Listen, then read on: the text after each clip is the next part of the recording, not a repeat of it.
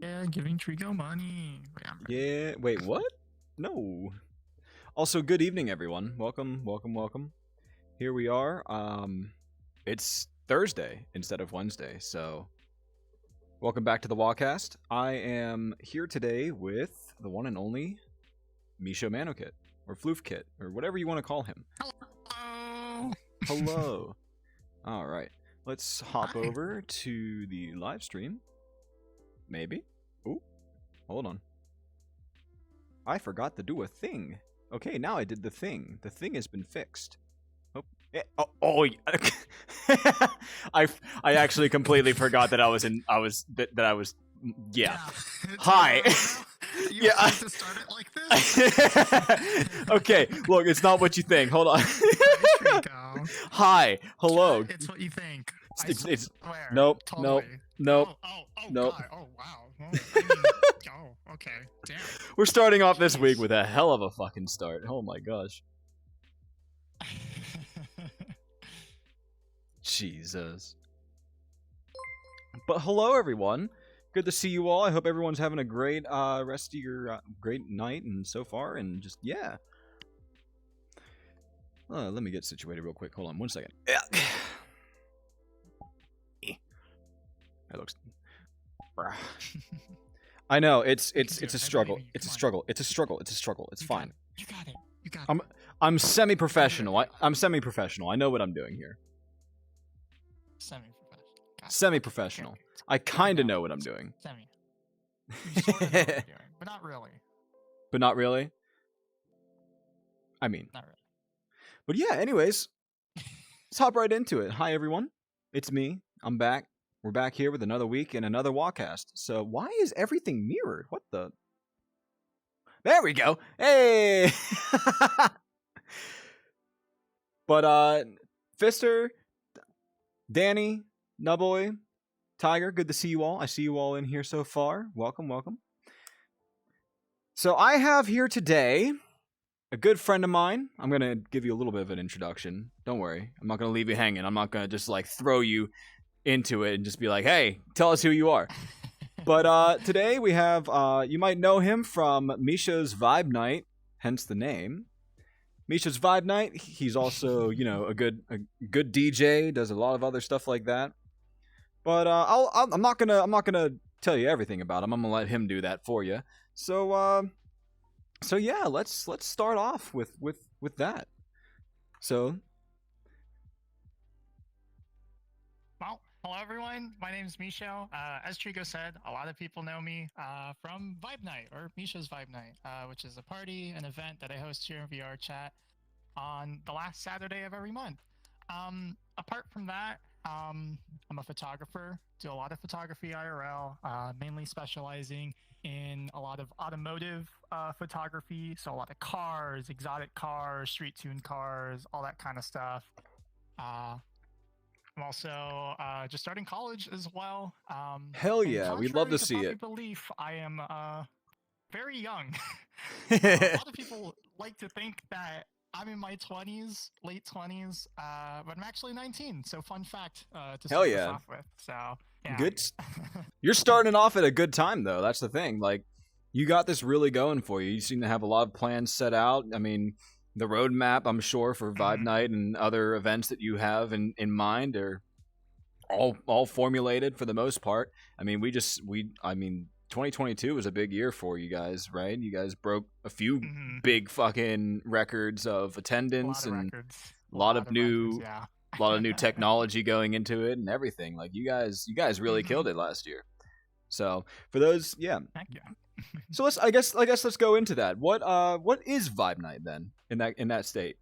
For those who may not know. Well, Vibe Night, like I mentioned, is a party event hosted on the last Saturday of every month. It's kind of similar to a lot of clubs, but I like to say that we're different in the sense of kind of the atmosphere that we provide within the event itself. and what we're able to provide not only in atmosphere and not only in the quality and production value of the event, but also with the music. Music is very important with a lot of these events. And with so many clubs being in the VR space, we like to try and set ourselves apart from everyone else. That being providing a large variety of different genres of music. So if you want to party and hang out and have a good time, then come join Vibe Night. If you just want to listen, get drunk, and party and all that, you can do that too. We accept literally anyone and everyone, so long as you're a decent human being and not, a bad person. You're not shitty, but it's a party for everyone. It's kind of a safe place where everyone can just have a good time and enjoy themselves, have some drinks, have fun, get drunk, dance, and listen to some of the best DJs in the VR chat club scene. Yeah, I mean, So, you guys have definitely taken it along. Like, you guys have been going what? When did it all start? Like, what got you like geared up to like get Vibe Night going? Like, what made you just kind of sit there one day and you were like, oh, man. shit, imagine if I did a club but in VR. Like, what really sparked that? Oh boy. Well, man, you're bringing back a lot of memories right now. I'll say that much. Drew. Damn right. I started like like those like memes of like, man, like Vietnam, like PTSD flashbacks. Like, you literally just triggered that right Vibe now. Night flashbacks of like, of the good, the bad, and the ugly. Oh my god. Oh yeah. But Vibe Night really kind of started way back 2020, June 2020, I think, kind of around there. So we're right in the middle of earlier, COVID. Actually, right when COVID started, Mhm. COVID had just like kind of caused lockdowns in March. And I guess a bit of context to kind of, I guess. Oh, this is gonna be a long story, so I hope you and your chat. We got plenty of time, my man. So basically, yeah, we got started around June-ish of 2020. COVID had just hit, the whole world was on lockdown, no one can go outside and do anything really. Normal life, as a lot of people knew it, was gone. It was different. So with that came the emergence of VR for a lot of people, myself included. A lot of my friends kind of found VR as another way to hang out with each other besides Discord calls, because as I'm sure you and many people know, Discord calls can only be so much. It's just like you're talking on the phone with a bunch of people, and it gets really chaotic really fast. You get past like 10 people, and next thing you know, it just drones out of nothing but noise. So yeah, no, I completely get what you mean by that. Yeah. Yeah. So VR chat kind of came around and everyone kind of saw it as a platform like, oh man, okay, cool. We can like hang out with each other. We can like talk with one another, right? So that's what we did. Started kind of, I think it was like January 2020 is kind of when I got into VR chat. And I just started hanging out with friends. Had some people that I knew, hung out in VR, played games, did the usual stuff. Then just one day we decided, fuck it, let's have a party, right? We threw parties once in a while, every other weekend or so. That always seems to be how it starts off. Is like it's like just one of these days, everyone's sitting around and someone just has like an idea of like, let's throw a rager, throw an absolute banger party. Yeah, exactly. Like that's how some of the best ideas start. Exactly, yeah. I kind of came up with the idea like, hey, let's do a party with everyone. And a lot of other people in the group were also like, yeah, let's throw a party. Think it would be fun. We can all drink and we can all kind of hang out and stuff like that. And just have fun. Something different from being in the Discord call all day playing God knows what, Destiny 2, stuff like that. Nothing against we love you guys. We love, yeah. We absolutely love y'all. I don't hate you, even though I stopped playing Destiny a long time ago. I have a love-hate relationship with the game, so I understand. Me too, and that's kind of why I stopped playing. Now it's more so just a hate relationship than love. You watch from afar, exactly. Yeah, Seal's always like a little off topic here, but Seal's always like, "Oh my God, Misho! So when are you gonna hop on Destiny? There's new season coming out. Oh my God, Nightfall is coming out." I'm like, Oh yeah. "Oh boy." Well, like, okay, so like I've kind of been like that where I'll play the new season when it comes out or the new DLC, like the big ones that come out. I'll play those for a while and absolutely just like no life the ever living shit out of it. Like friends, family, you don't see me for like weeks. And then after everything, like you play all the content, you do all the stuff you can do, then it slowly trickles out again, and then rinse, recycle, repeat. So I 100% get that when it comes with that. But yeah. So you guys decided to throw a party. You threw Rager. Yeah, we decided to throw a party, and we're like, screw it, let's do it. Something different from what we usually do. And it happened. I put together probably the worst DJ set I've ever done in my entire career, because I knew nothing about that. But I just got a bunch of songs and some other sets online of other like artists I kind of looked up to back in the day. And kind of just put them on and, let the music play. And everyone enjoyed it. It was really chill. It was a lot of fun. And everyone just had a good time. And I think that point, that foundation of where it started kind of leads into what Vibe Night's statement is today, and where it's at today. Mainly being just a place where people can have a good time and spend time with friends. And for me, that's the purpose of Vibe Night. That's kind of the reason why it exists. It exists because of my friends and the people that put their time into helping out with all of this. And overall, just I want to make the world a better place in my own little way. And I kind of see Vibe Night as that way. So fast forwarding a little bit, June 2020, I think, is when we finally came up with the name of Vibe Night. I believe it was Amnesia that kind of came up with it, and Seal as well. We were like kind of like just shit posting, like, hey, like let's come up with a name. Like, what do we want to do? We were going through God knows how many different names. I could imagine. For, a club or an event. But when we were doing this, we weren't expecting anything big. We weren't expecting to become this huge like event that Vibe Night is seen as today. We just thought, oh fuck it, let's just give it a name and we'll just keep doing it. Right? And then eventually kind of Vibe Night. Vibe Night, Amnesia was the one that said it. I could be entirely wrong, but Amnesia said it. I'm like, we can fact check that. We'll fact check that. We'll get back to you. I'm yeah. Yeah, Vibe Night. It's catchy. It's Vibe Night. Like, Vibe it's simple. Vibe, short, sweet, to the point. Can mean a lot of. Yeah, exactly. Vibe can mean a lot of things to people, but nowadays people is like when you say, "Oh, I'm vibing," it's like, "Oh, you're just chilling. You're just having a good time." And then night. Vibe day sounds kind of weird, so Vibe Night. Vibe day. Vibe day. New of 2023. We're now doing lunchtime specials of Vibe Day. We're gonna just do nothing but like really subtle lo-fi from the hours of like 11 a.m. Eastern to like 4 p.m. That's not actually a thing happening. This is a complete bit. The Australians are gonna be so happy with us. The Australians will be so glad that they get to listen to lo-fi at the dark hours of Sydney, Australia, or Melbourne, or wherever. Australians when they wake up at 8 a.m. to go to Vibe Night. Sorry to all my Australians out there. I love you. I'm sorry. We love really you guys. Wish we could have the time that's better suited, but yeah. Vibe Night. That's kind of what stuck around and has been the name of this event, this community, this kind of movement for the past 2 years now. Yeah. So, and since then, you guys have done a lot of special events. You guys just did your mega collab for New Year's with a few different other clubs. So. Yep. Oh, there goes my headset. Uh-oh. I'm sure you go, this was going to happen a lot. It's okay. It's perfectly okay. We'll take the second here to. Oh, are we good? Are we good? Hi. Hi, welcome back. I can't fix my sitting arrangement. You look comfy. You look great. I'm back. Hello there. I'm sure of it. Hello there.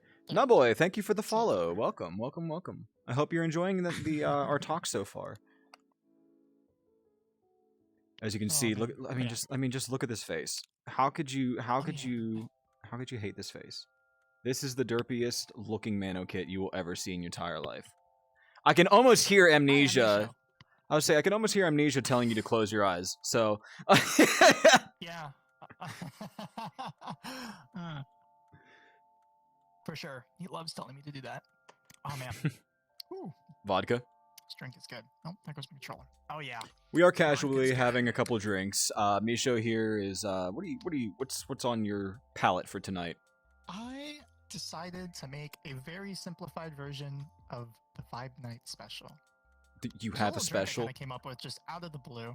Yeah. Have I not told you that? You haven't told me anything about this. I did not know you guys had a designated drink. It's kind of a low-key thing. People usually find out. They ask me when I'm drinking, just like you now, and now you're finding out. So, but basically, it's just vodka with pineapple, mango juice, and a splash of cranberry on top. So it makes this really cool, like red, orange, yellow kind of in the cup, and it tastes really good. And you can barely taste the vodka sometimes, so it's really dangerous. A little dangerous, yeah. Preference of making it though. Yeah, my preference in the way that I usually make it is kind of like an alcoholic smoothie. So I put a bunch of ice in, kind of blend it up in a blender. Okay. Pour the vodka in and pour the cranberry juice, and then mix it again, and then pour it out. And it's like this slushy, this alcoholic slushy. That's like, it's there so used good. to be a place in my college town that used to do those. They would have like, you'd have pizza, wings, all the bar food, all the like okay, you're throwing a house party in college, so like you order from this place. But they also sold beer and alcohol as well as alcoholic slushies, and they had like 6 different flavors of alcoholic slushies. And let me tell you, you did not taste the alcohol, but you can guarantee that like 1 or 2 of those and you're done for the night. You're screwed. Yeah, that's kind of the same thing with this. It's like, man, I mean, you just don't taste it, and that's it was dangerous. You can put like 3-4 shots in of vodka. I just kind of eyeballed it earlier. And, like, I put enough that I could taste the vodka. So I think 2 shots of vodka now. 2 shots of vodka. But get yourself about 8-9 shots in there. It's about half full of vodka. Yeah, I mean, if you pair the flavors up right, you won't taste it either. So I mean, yeah. Oh. Uh-oh. He's malfunctioning again. Yay. Yeah, we're doing a lot tonight. Yeah, the Vibe Night special. Also, hi Neo, hi Flix, hi, good to see you beans. But yeah, I so look like such a gremlin. It fits. For those of you who don't know, Misho is an absolute gremlin in VR and in person. Can be. He can be.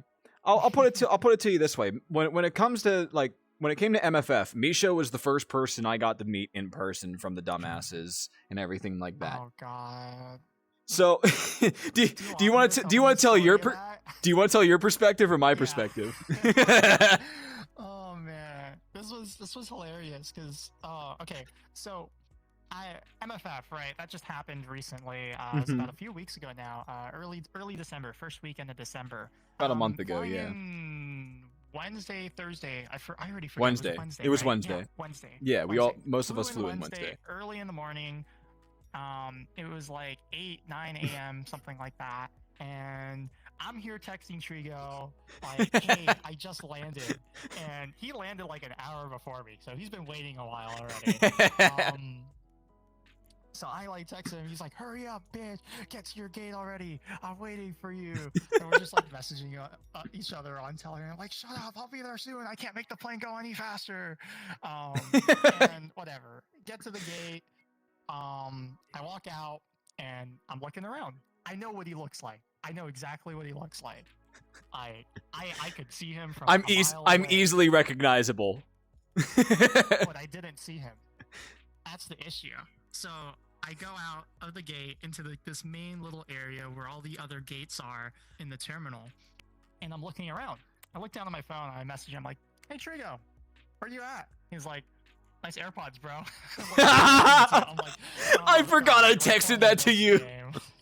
So from my perspective, right? Okay, so I'm waiting on you to get off your plane, and like I'm like spam texting you. I'm making myself sound impatient as like physically possible. Meanwhile, I'm just enjoying my McDonald's breakfast. I could not be any more calm. I'm just smacking down on some pancakes and sausage, and I'm just like, this is great. I'm having a great time. I'm fucking with you, and like, I had a hat on, I had like a jacket on, everything. Like you could not like look, for context, for those of you who don't know, I'm a ginger, so it's kind of hard to mask myself. Very recognizable. Yeah, especially considering the fact that my hair is down to like here-ish on me. So you would think, oh, just look for a ginger Jesus, essentially, as people have put it out. And you would think, oh, you could see that from a mile away. There's no physical possible way that this person could hide themselves. Nah, fuck you, I did it. You have to keep in mind that I'm also really blind. True. Noticing things. So true. That's fair. I'll give you the benefit of the doubt there. You know, you win this one. You know, I'll do it again. whatever. I'll fucking do it again. Don't even think I won't. God damn it. I'll make this a thing. AC and I have to struggle to find you again. I'm gonna like lose it, get back on the plane, and I'm just. You just leave. You're going back to Orlando or Miami. Yeah. Jesus. Yeah. No. Like. Oh man. But yeah, we even threw a Vibe Night party there at MFF. Had a little bit of a couple live DJs and everything like that. Oh, that was fun. That was a good time. It was a lot of fun. In that room. AC was kind of. Oh my god. So, yeah. That was so bad. I'm glad that AC was it was working, but it was fucked. Yeah, no, like I was sitting in that chair in the quote unquote as it was designated the ERP corner, but no, but like ERP happened. I swear, it didn't actually happen. No, Yeah, it was a safe for work event. It was a safe for work event. Trust me. Yes, but safe for work. Yeah, but like it was funny because I would see Valen, because that was Valen's room, right? Yes, that was Valen's room. Yeah, so like we were there and Valen kept fucking with the thermostat. And he's like, dude, it's not getting cooler in here. It's not getting cooler. And I'm sitting right behind the vent and I'm like, I can feel a little bit of a breeze. Yeah. But like other than that, nothing was happening. Yeah. It was so fucked. Yeah.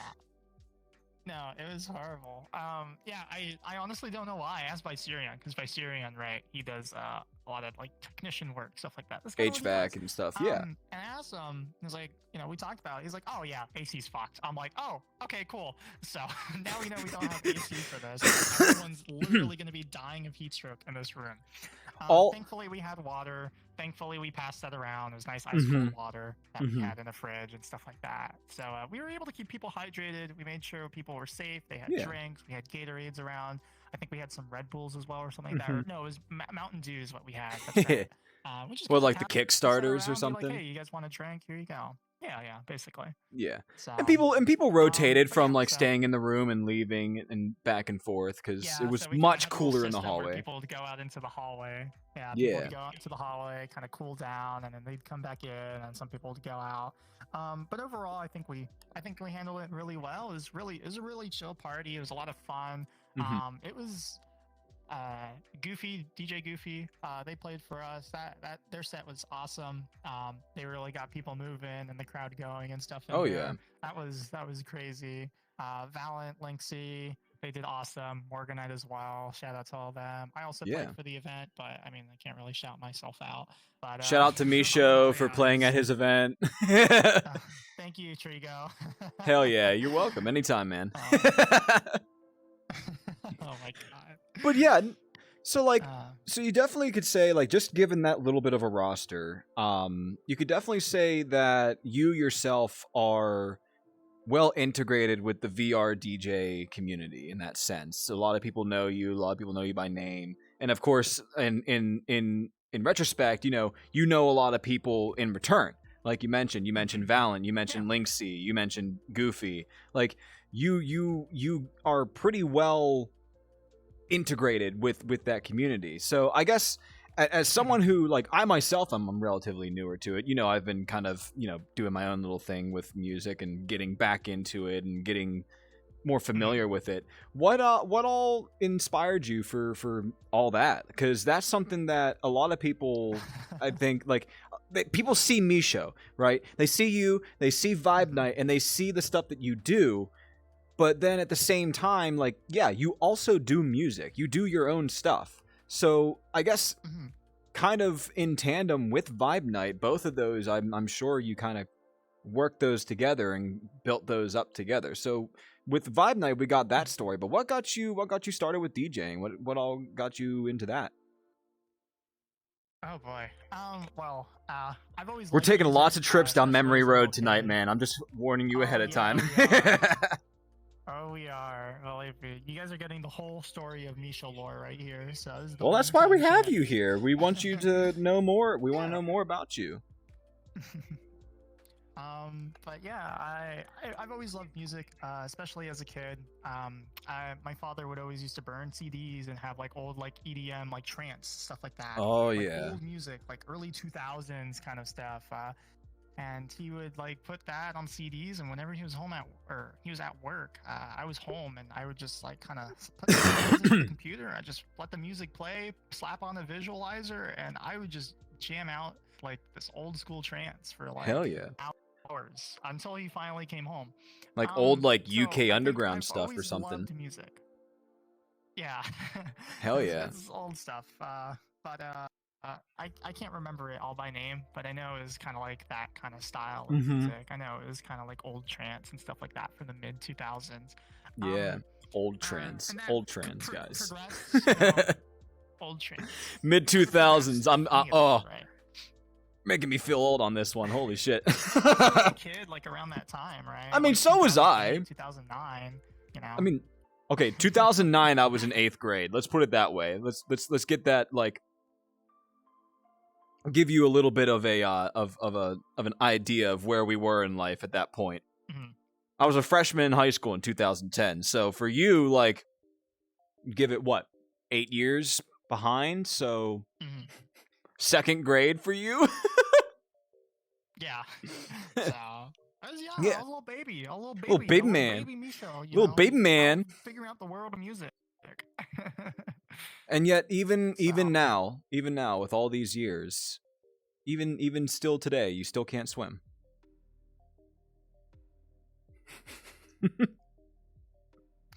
Wait, no. Oh my god. Turn the cameras off. Hey guys, no, it's okay. I could swim. We're still teaching him. It's a learning process, but he's getting better at it. He's actually. I can swim. Okay, I can't. No, I can't. We swim. actually I don't just need got off of the I need floaties. to be taught. We got off the floaties. He's off those now. He's swimming on his own. We're still only doggy paddle, but he's getting there, This is guys. slander. This is slander. This is defamation. I can't believe you, Trico. You tell me to come onto your show. Tell me to be your guest, and then slander me saying I can't swim? Yeah, that sounds about right. Yeah, you're right. Anyways. So, given everything that's going on, and, we were just talking about MFF, you've gone to other cons, you're planning on going to Anthrocon, you've gone to Megaplex, other big cons in the community. Given that fact, and given your avatar, your Sona, you are primarily, you would say, what, a Manokit, yes? So, I would say, tell us a little bit about that in terms of, like, what got you started with the fur fandom? Like, what first attracted you to it, and where did you start off versus where you are now? Oh boy. I started 2018, May 2018. I remember the month, I remember the year, exactly. Furry YouTubers were at their all-time peak in that time. Oh boy. You got people like Beta and Majira, and you had all these people making all these videos of conventions and the dance comps and like, all these like cool like videos kind of showcasing the fandom. I like to kind of call it the golden age of the furry fandom kind of YouTube. It's still good now. I'm not saying it's bad whatsoever. It's the dynamic for me, has right, changed. that was kind of like my introduction. It was different, you know. It felt a lot more genuine. And you know, I just found some videos, right? I think it was an Anthrocon like dance comp or something. And I Those saw usually is that, what I'm like, what does it for people. From yeah. what I've seen, like a And lot of I saw people that. I'm like, mhm. But yeah. Sorry, go ahead. You Oh go no, no, ahead. I I'm was sorry. gonna say like so for those of you who don't know, Anthrocon is my local con. So when people talk about the dance cons, like the dance competitions, Yeah. and they talk, usually they go to the go-to one is they talk about Anthrocon. And growing up as a kid and getting to see like the outside of the convention for years and years, it always for me has a certain relation to it. But yeah, no, Anthrocon is definitely a good spot, and there's a reason why a lot of it's a household name, I guess you could say, in the fandom, is because a lot of people get interested from events and from things, from content that is done at Anthrocon. So yeah, it's a very well-known con. It's kind of like especially like kind of like mid 2010s. That was kind of like the staple kind of furry convention everyone would go to my knowledge. You know, obviously had others like MFF and whatnot. That was kind of like the one that a lot of people kind of talked about a lot of. It's one of the oldest and ones out there, to my knowledge. So I mean, I believe so as well. its name is there for it's a been reason. around for a while. I want to say 1998 or 96. It's one of those two. I know it's an even number. Around there. I think it was 1997, 1998, something Yeah. like that. So I'll have to ask Kage this year when I see him. On YouTube. Yeah.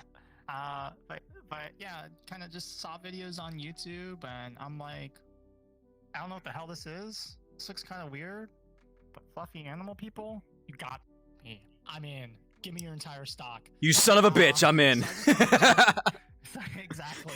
So I just kind of like, okay, cool. I didn't really know where to get started. I think as a lot of people kind of do when they kind of first find out about the fandom. So I just kind of looked around, joined some like YouTubers, Discords and stuff. And, you know, eventually as time went on, kind of found myself with the group that I am today and kind of just built up my own community of Vibe Night. And I have another personal server that's much older than Vibe Night. Called the Misho's Fish Aquarium. So that's just my own personal server with a bunch of friends and all that, all the people I've met over the years. More so the dumbasses than Vibe Night, yeah. Yeah, I'd like to say it's there's a very original group that kind of got started in 2018, 2019. There goes my headset. Yeah. But yeah, so like. But yeah. Ooh. Oh god. It's doing its thing. Oh man. Oh, he is. He is hardcore dying this time. Nope, we're back. Oh, and I'm back in a very odd sitting position again. But I do not like. But yeah, it's always interesting that I always ask that question of like what, like anyone that ever comes on here, whether, you know, in the past, present, future, that's always something I like to ask is like the two big things I always like to ask people are, you know, what got you started with the fandom, and I guess the follow-up and kind of, you know, where we are now, the follow-up to that is, you know, what would you say is like your favorite part about the fandom? For a lot of people, it's obviously a lot of different things. I would say for me personally, just the community, people that, you know, you're able to surround yourself within. Of course, with anything in life, whether it's, you know, your normal life outside of the fandom, or within the fandom itself, there's always going to be bad people, right?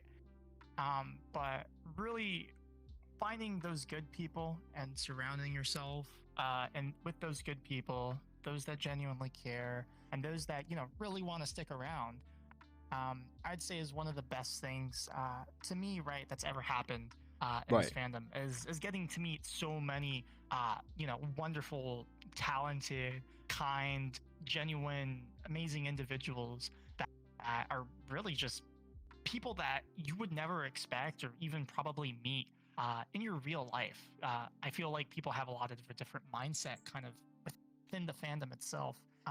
And people are just a lot more open in general. So you find a lot of people like this that are actually caring and, very genuine. So I would say community is definitely one of the number one things for me. Mm-hmm. A lot of my friends that I met here, they mean the world to me. And for me, that's kind of what makes this fandom so great. But past that, besides, all the good times and, all the good people that I've met, definitely the art and the suits. I love them so much. Fursuits especially. Oh yeah. I want one so bad. You had a $5,000 from the maker that I want. Oh yeah. No, I've have $5,000 to drop.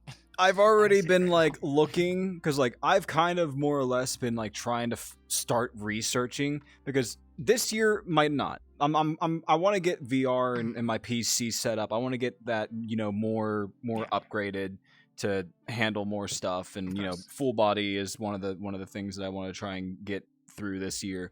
But next year, 2024, is probably going to be the year that I start looking into like depositing money into the suit fund for me. Trigo fursuit. I mean, if it looks anything like this does, it's going to be amazing. It's going to be an amazing suit, and I'm like, I want to put aside a lot of money because I'm not even any Karen fursuits. That would be so cool. I know. Fursuit. I don't think I've ever seen one. I know Harumaki is working on one for herself. I think I've seen some like stuff of the suit head. I think it might be a partial for now, but I don't know if they're doing a full suit yet. But so far, that's the only Kirin that I know of so far.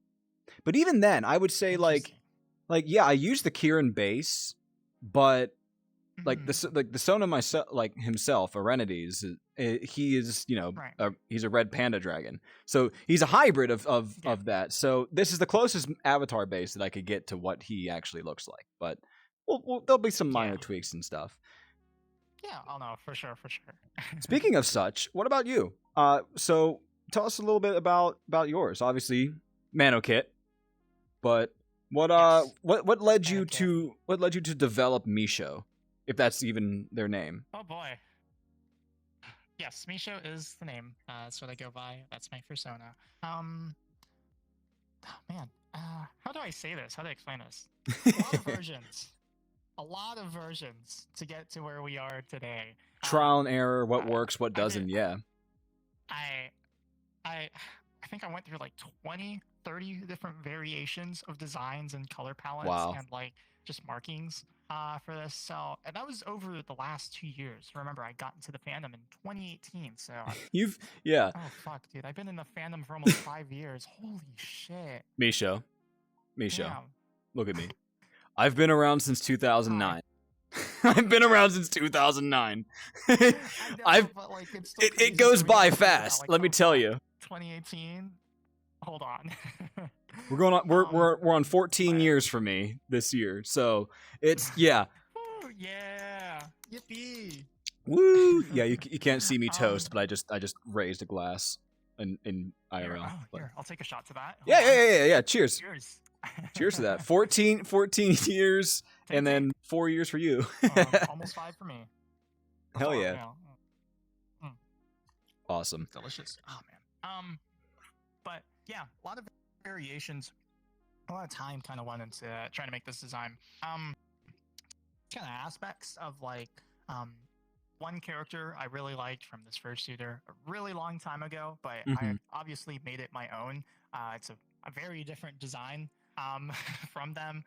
So I did take inspiration from that and like a bunch of other suits and my favorite colors, which are like kind of gray, white, and then blue. The blue that you see is my favorite kind of color. It's my favorite blue. And I think it looks really good as kind of like the accents and the markings and stuff like that. It's almost like I will say like as you definitely found a really good color palette for your Sona. You got the like it's a good contrast with like a single color, but it's a little bit monochromatic with like the eyes and everything like that. Let me go over here. Let's get you a little close up. Like the patterning and everything on it. You got the markings, you got the coloration, everything like that. Like the neutrals and like the grays and everything look really good. The white and the blue are great like contrast and everything. It's a good look. It's a very good look and it works. So definitely kudos to you for coming to that design and We love it. We love to see MishoManokit. We can't wait to see MishoManokit fursuit. Can't wait. It's gonna be awesome. Oh, Absolute gremlin I mode. have my maker selected and everything. I just need to A, get the money, and B, wait for them to open for commission. Hell yeah. I have both of those. I get my quote. I send them all my money and be like, I want this now. It's the video of the guy with the credit card slamming it on the table. Just Come on, just take it. I would Take my money. I would punch my desk right now just to do the bit and the sound for it, but no, I'm not doing that right now. I got you, Han.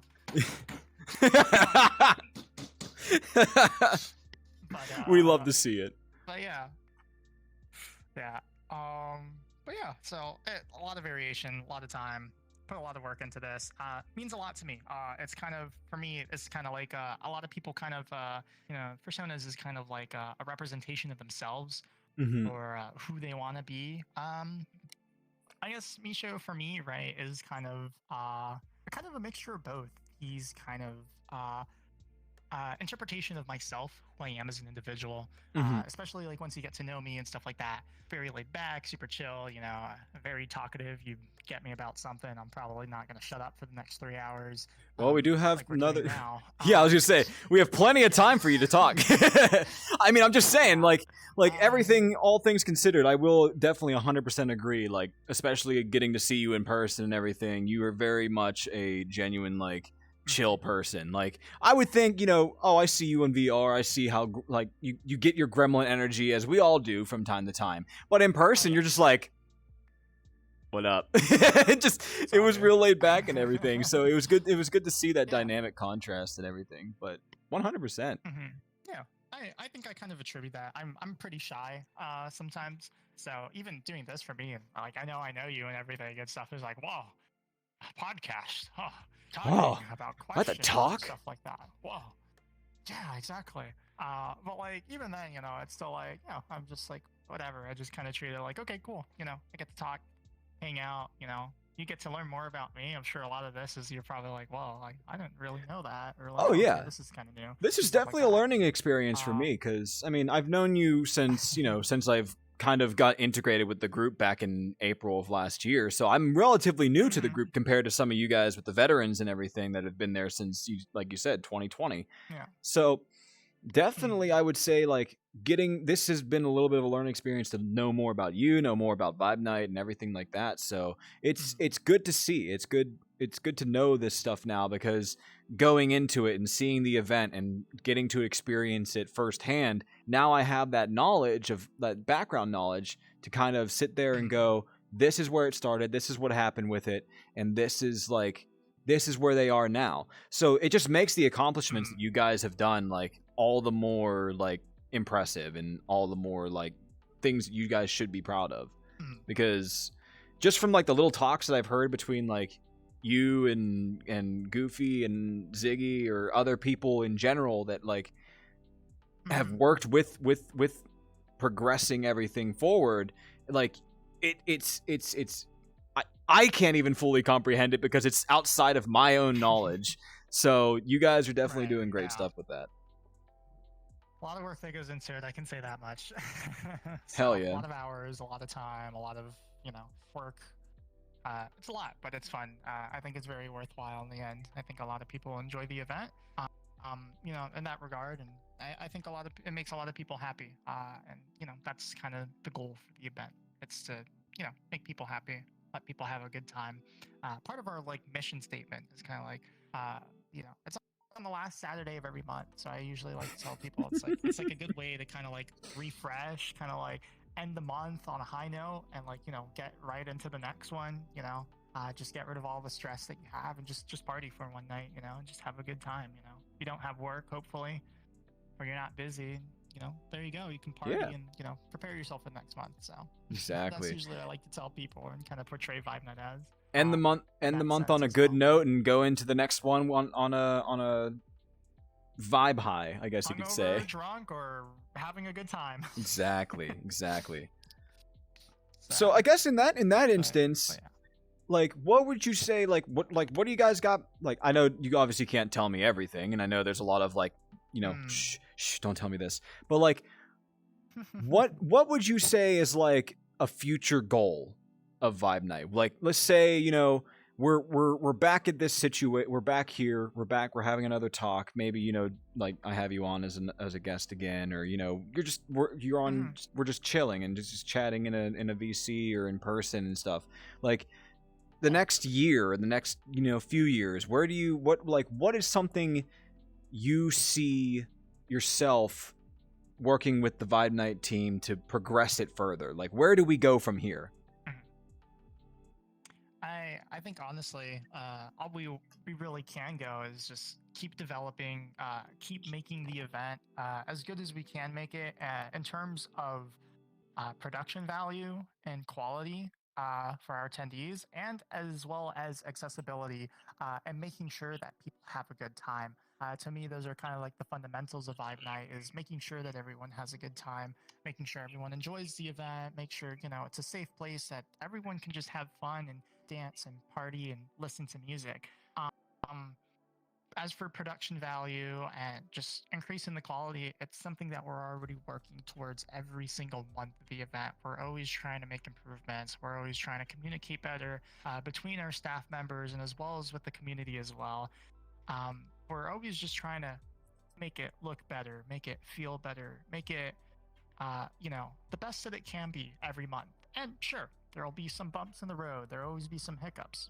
Every event, every club, anything that's ever existed has always gone through its little bumps in the road. And, you know, that's something to expect as well. But, you know, we learn from that. We learn from any mistakes that we make, and we always try to make the event as best as possible. And thankfully, you know, we've never really had any large event inhibiting issues. You know, thankfully, we've been on a pretty good track to, you know, continue development on a lot of our back end, which I think is one of the most important parts of the event, is kind of how we run the streams, how people get to see the event, listen to the DJs, and, you know, just overall like whole performance of everyone, of all the DJs involved, just how everything feels, how everything looks. Past that, because that's kind of short term, but a constant goal for the long term as well. In-person stuff. I think in-person stuff is going to be really cool. I can't Vibe Night Live about that yet. But as you know, we already do stuff at cons. So yeah. Just saying, what going to any cons in 2023? Keep an eye out. Oh yeah, Twitter or in the Discord and whatnot. Even if it's just keep an eye out for announcements. Just a DJ that has played at Vibe Night. I mean, I know we just had I say we, but I mean you guys just had Morganite play at Anther Northwest. So there you go. You have people playing live. I know other people are working on demos for future upcoming live cons to play there on stage. Yep. I mean, you guys are working hard, and a lot of progress is being made. And for a lot of DJs, you definitely could say that like this is where it started for them. I know I myself, like, you know, I had my own debut back in November, so I mean, like I'm trying to think of like who to use as like a good example of like where they are now versus where they started. So like, there's a lot of names and there's a lot of people. Flix, I would say Flix is the one that comes to mind. Always, they started off. They first played at another club called Placeholder, but from what they tell me and what we've conversed about before, is they really got into DJing because of myself and because of other DJs that they've heard and within the scene and whatnot. And, you know, being able to see them grow from, you know, being really nervous and really kind of being, how do I put it? Like they weren't confident in themselves. There was a bit of self-doubt and everything, and you know, lack of self-confidence. Yeah, they weren't really too confident about what they would be able to produce. They were like, "Oh, there's people that are way better than me," you know, and all that. But you know, myself and some others, you know, we kind of pushed them on. We're like, "Hey, you know, if this is something you really enjoy, then you know, go for it, do it." I provided some of my insight. I helped where I could. They're really smart. Flix is a really smart individual. Mhm. They kind of taught themselves a lot of it as well. They learned about a lot of it themselves with their background in music. With that, they kind of already understood music. Right. So with that, they just grew. They played one event. People wanted more metal. That's what they DJ. That's crazy, right? They DJ metal. Not Yeah. a lot of people do that. Not a lot of people But are they did able it. to do They that. played it. People loved it. Yeah, it's difficult. It's not It's easy. very difficult. Yeah. But they did it. They played at the venue. Cool. People loved it. They wanted to hear more. Flix was like, oh crap, guess I got to do it again. They did it again, played, and before they knew it, they played at Virality, which is insane to see that happen and that growth. Mind you, this happened within, what was it, 6 months, 8 months? It's crazy. It's insane just seeing their growth and seeing the potential that they have, flourish and kind of, like see them go like literally to the top almost, like so fast. It's insane. But it was great, and it makes me so happy, like being able to see people kind of flourish and grow like that. So with your question of like, oh, like who would be an individual that could have like grown or has grown from say Vibe Night or from other places, Flix is the one that always comes to mind to me. Such a sweetheart. They're amazing. Definitely 100%. Yeah. I couldn't agree more. Having known Flix as well and everything, they are an absolute sweetheart, and like the dedication that they put into it and into their work, it shows. It definitely shows. 100%. Yeah.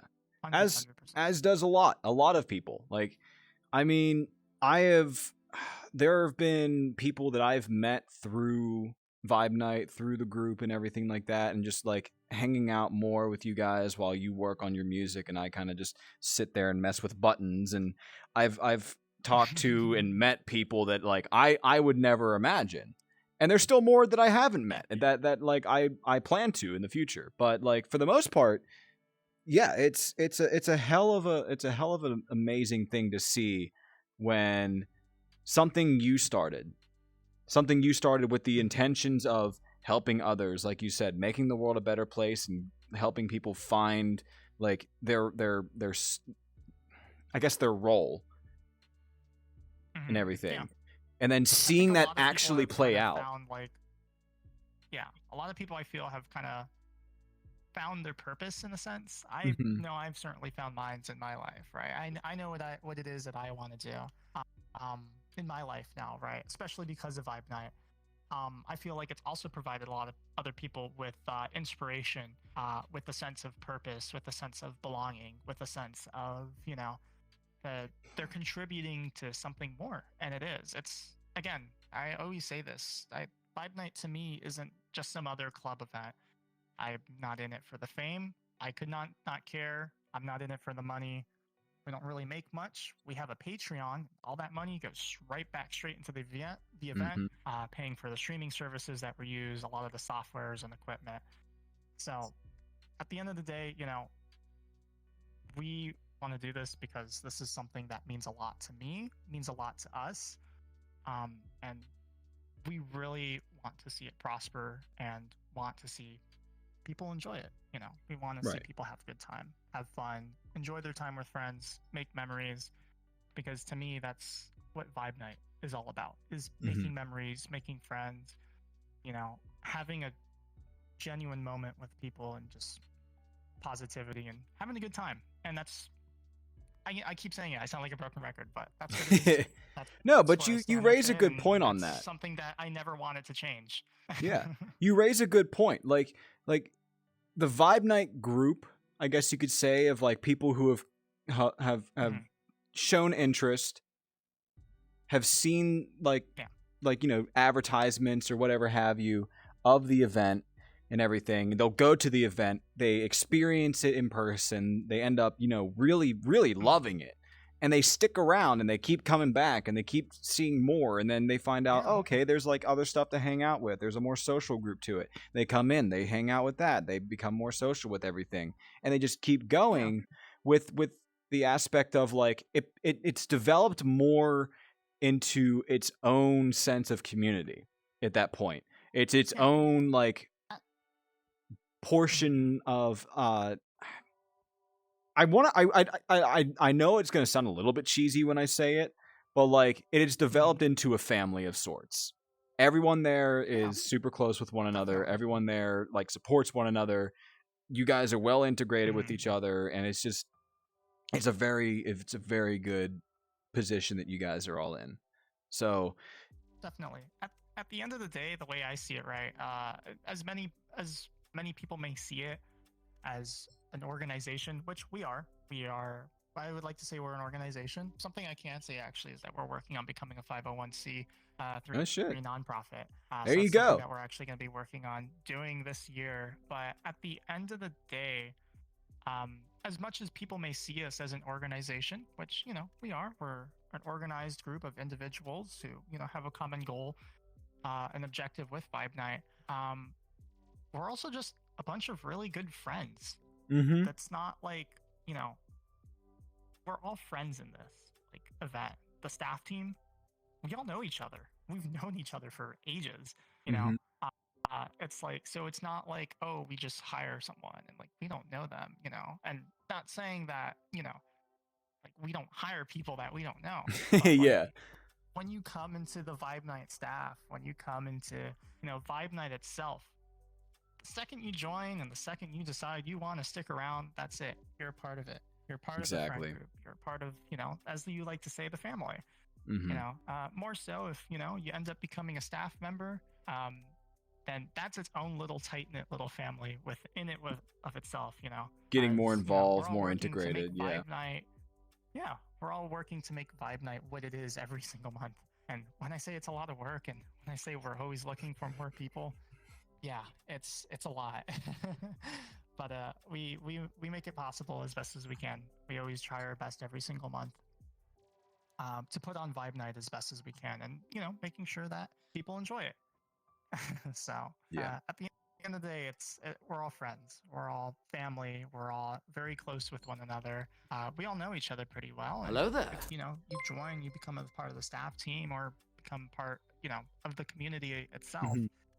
You will quickly realize that this is more than just an event. It's more than just an organization. It's a whole friend group. It's a whole community. It's a place where people can genuinely have a good time and really enjoy themselves. And I know I keep always going back to that, but that's what I see Vibe Night as.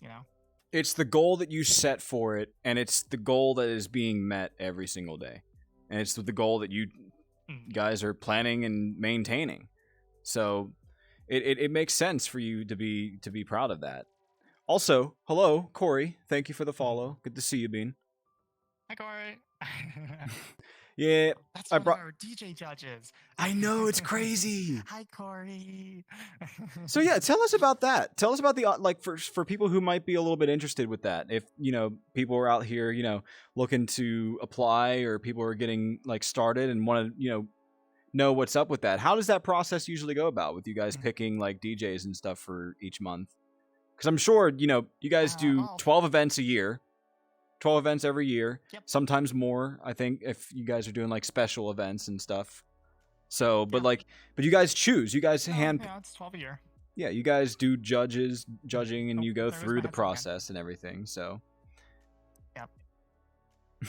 Every single time my headset dies, I'm gonna take a shot. Give me one. Oh, this is gonna be great. This is gonna be great. Let's get a close up of this. Oh. Holy shit!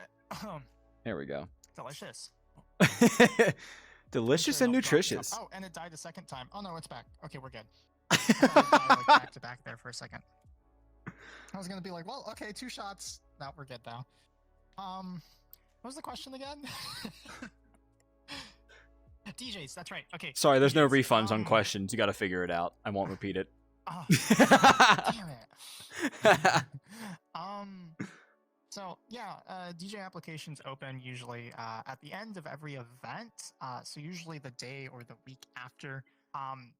You can find out like on our Twitter, our announcements in our Discord server, or on the Telegram. Which, if you want to join, sorry Trigo, shameless plug here. You can join us at vibenight.club. Just put that in. you can find a link to our website. And there will be a link to the Discord. And you can go into the Discord, find one of our social channels where we have all of our social medias, and you can follow us on Twitter or join our Telegram channel if Discord isn't really your cup of tea. Just to real quick make sure that everyone knows here, this stream is not sponsored by Vibe Night, so yeah. We just so happen to have the guy that runs everything on tonight, so just trust me on it. Just trust me. Are you giving me a weird look, or did you die? Oh, I think he perished. Oh, he is gone. He is gone. There are no thoughts happening in that head of his.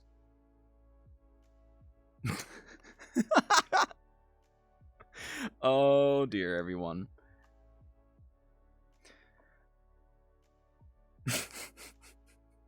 So, while I have your attention here, I hope everyone's having a great time so far.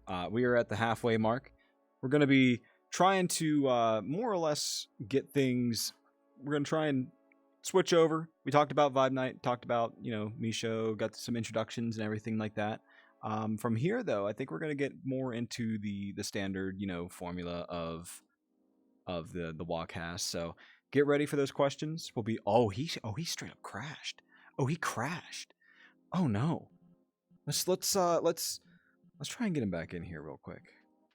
Might take a second, so we'll go through with that. Oh yeah, no, Misho's gone. Hi Misho, good to see you. Hi. So Misho, we have someone that's on as a guest tonight. Say hi everyone. They're a little shy, so might have to give them a second. They don't talk much. But yeah, so that's Vibe Night. That is MishoManokit. He should be back. He's working on getting himself back on and everything. So, but yeah, as someone who has been to Vibe Night, and actually that's what got me started to where I am right now. I guess while he's away, he can't defend himself when I give him compliments. So, in this case, as he was speaking with, people starting and finding their place, finding a family with Vibe Night, that's more or less what ended up happening with me. For me, it was a matter of, the best way to put it is I found out about it through someone that I had actually got a retexture commission through. And I saw, they had advertised on their page that, they was like, oh, Vibe Night, it's an online VR chat rave. And I was like, holy shit, this sounds really freaking cool. I'm going to go check that out. Checked it out, had a great time, got to meet a lot of people who are now, very close friends of mine and everything like that. So, but...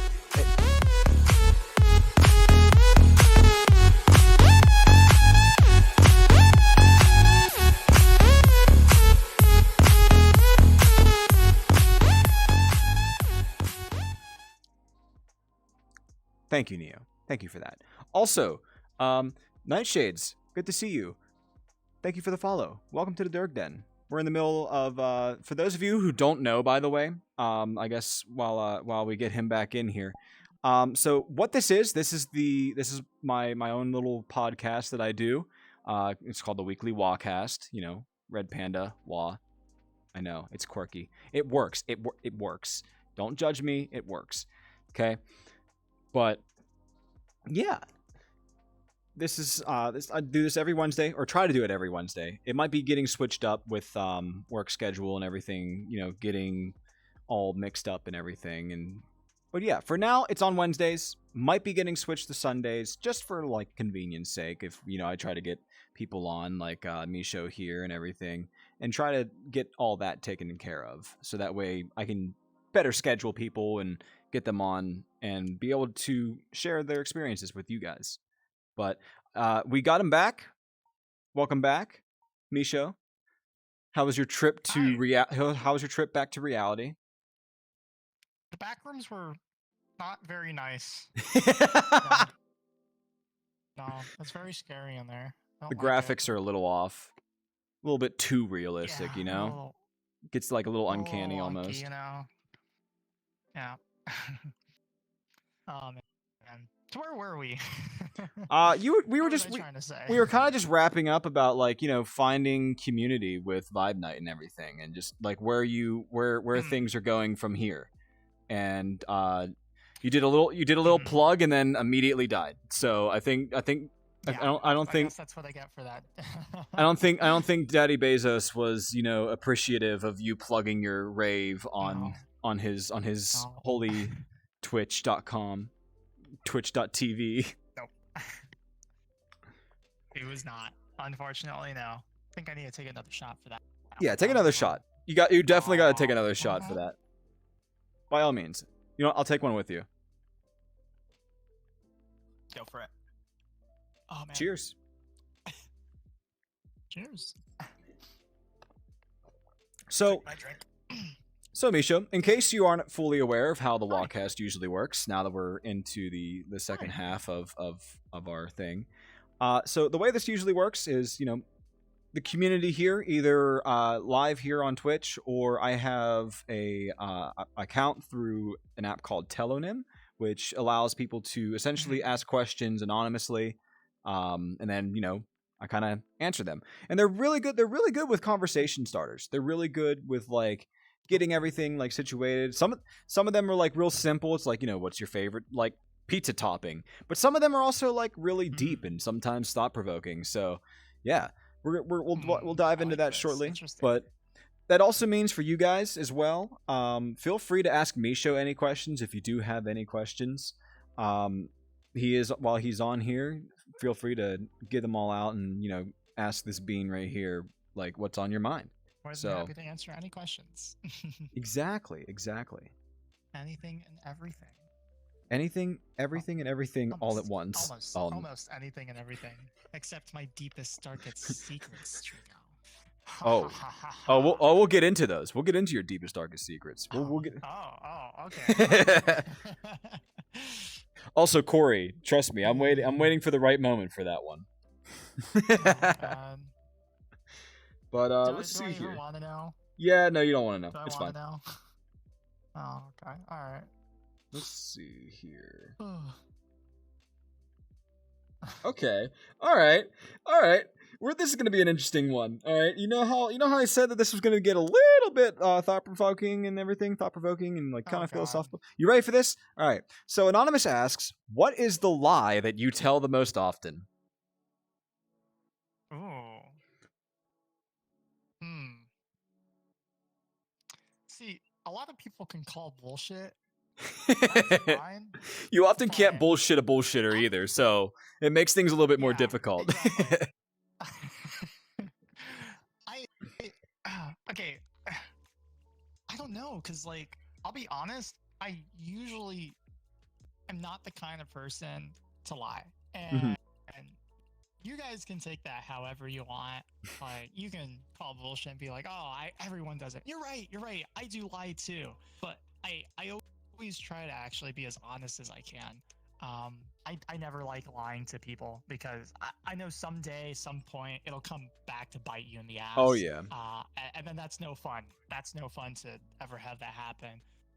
So for me, right, honesty is really kind of key, you know, within that. But as for the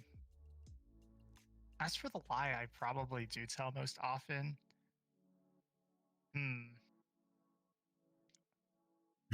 man, Chico, you were right. Holy shit. I told you, man. You like here's the thing, like these like excuse me, sorry. They know what they're doing with these questions. Like there's some really good ones in there.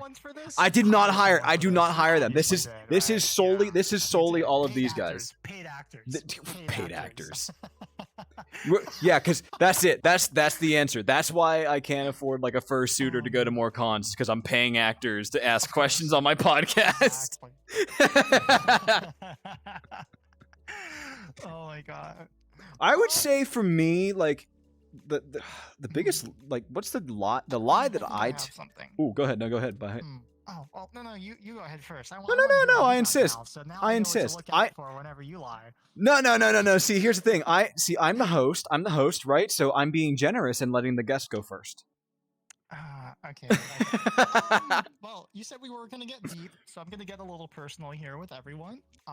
So may or may not be the best place to talk about stuff like this. But I guess one thing, for me personally, right? Um, not to get too deep into it, right? I've had a lot happen with my life, right? Mm-hmm. Had a lot of things happen, kind of growing up, stuff like that. So I guess one of the biggest things I lie about is actually my emotions and how I feel, and all that. So, but really honest, a lot of things to kind of take in from that. But I would say that that's probably one of the biggest things that I never really truthfully tell people, is how I'm really feeling and stuff like that. I'm the kind of person I really keep my emotions to myself. I'm not very I don't really express myself very often.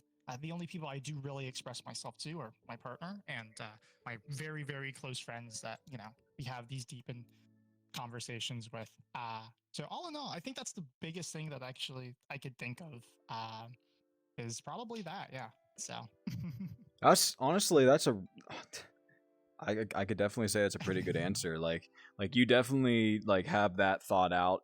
Definitely like you're honest about it. You're honest about lying, okay?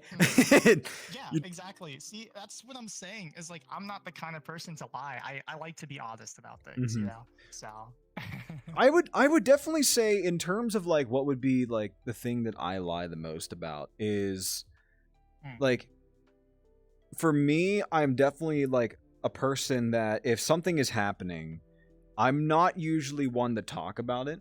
If something's bothering me or something like upsets me, I'll usually just like quietly like slip away or like and I have been getting better at this, but like, I'll have people ask, they're like, "Oh, are you okay? Like, you doing all right?" And I'll just be like, "Yeah, no, I'm all right. I'm doing great." Meanwhile, internally, it's like that scene from SpongeBob where everyone's running around and the fire's going. So like, I would say that one is probably like the biggest one for me. Too, yeah, I feel that. Just like the being open of like, "Oh, how you doing today?" I'm like, "I'm doing great," but inside it's like everything is on fire. Exactly. Exactly. Yeah, I 100%. Man, I feel that, especially with college starting too. Man, I haven't really said this much. I guess I'll fuck it, right? Alcohol. Woo. Damn, that social lubricant's really fucking working on you. Oh yeah. It always works. It always works for me. But man, college just started it last week. Oof, that is like so stressful. On top of everything else that I already do with, Vibe Night and, the community and, just other personal IRL things and just like wanting to spend time hanging out with friends in person and in VR. I have been like, there goes everything I've ever wanted to do online. Like, school is now like my number one priority. And it's great because like, cool, I'm doing something for my future now, right? Like, I'm getting myself, set for life. Hopefully, trying to get a degree. But like, what are you going to school for? Cool, I'll answer that here in a second. Okay. Yeah. Social and like work balance now is kind of like really tough. But I'm actually going to school for marketing. I want to do business stuff. Ooh. So marketing, business that I really enjoy. Hello there. Definitely, I definitely will say, like, obviously that helps given the fact that what you're doing with Vibe Night and where you plan to go with it. Getting that marketing degree and definitely. Getting the licensing and everything for that definitely, I would say, like, helps with getting that a more understanding of how to run the business and how to run the nonprofit. Also, Epic, hello, thank you for the follow. I think it definitely helps out. Hope you're enjoying the WahCast so far. Yeah, as basic as marketing is, I do want to go into something a little deeper and a little further. And I actually want to do data analytics as well. So that's okay. Really, really fun. There you go. So yeah, that's something I kind of recently got an interest in, and my left controller just died. So, but yeah, something I think is really cool, something that's pretty interesting. And overall, yeah, something I probably could see myself doing in my future. Definitely, I love to see that. But yeah, so like in that sense, like so you're currently going to school. You're currently like working everything through. What is what would you say is the toughest thing in regards to balancing? Would you say it's the balance of social life with school and everything else, or would you say the classes themselves are your most most strenuous kind of matter?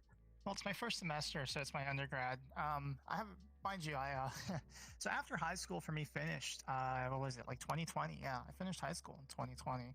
Mm-hmm. I kind of didn't go to college, mainly because it kind of screwed me over when I tried to apply and get everything sorted. I'm not gonna. There Really was get into also a that here. pandemic, so. Oh, not just pandemic. It's just it was the school. The system sucks. I'll say that right now. It's really tough. And not like just trying to get in, but there's complications that'll happen that you don't even expect that may happen with the system. And some people get into college fairly easily. Other people not so much. And unfortunately, I was one of those unlucky individuals that kind of got hit with that. So I wasn't able to start college immediately. So I kind of took the year to myself. Cool. I spent my whole life going to school, as one does, going through elementary, middle school, and high school. I'm like, fuck it. Let's take a year. I want to travel. I want to go do what I want, right? So that's what I did. Went to a bunch of cons, went to FWA, MFF, Megaplex, tried to fly out wherever I could, went to fly out to go see my partner, and just try to enjoy my life as best as I could before I had to start school. Yeah. And I think I achieved that pretty well with my last con being MFF just what was it, 4 weeks ago, early December. Yeah. It was first weekend of December, yeah.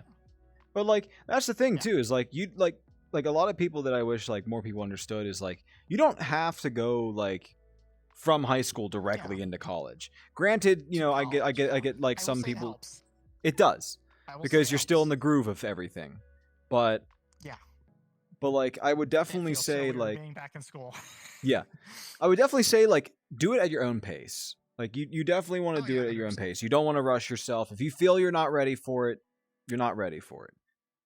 Oh, 100%, yeah. It took a lot of kind of building up the confidence to get back into it. And now I've just kind of come to realize that, like, oh, wow, this is nothing. You just sit in a class. All the other students are, like, super silent. And all you hear is the teacher lecture. You just take down notes. Okay, you do the schoolwork. Guess what? Everything's online now because after COVID.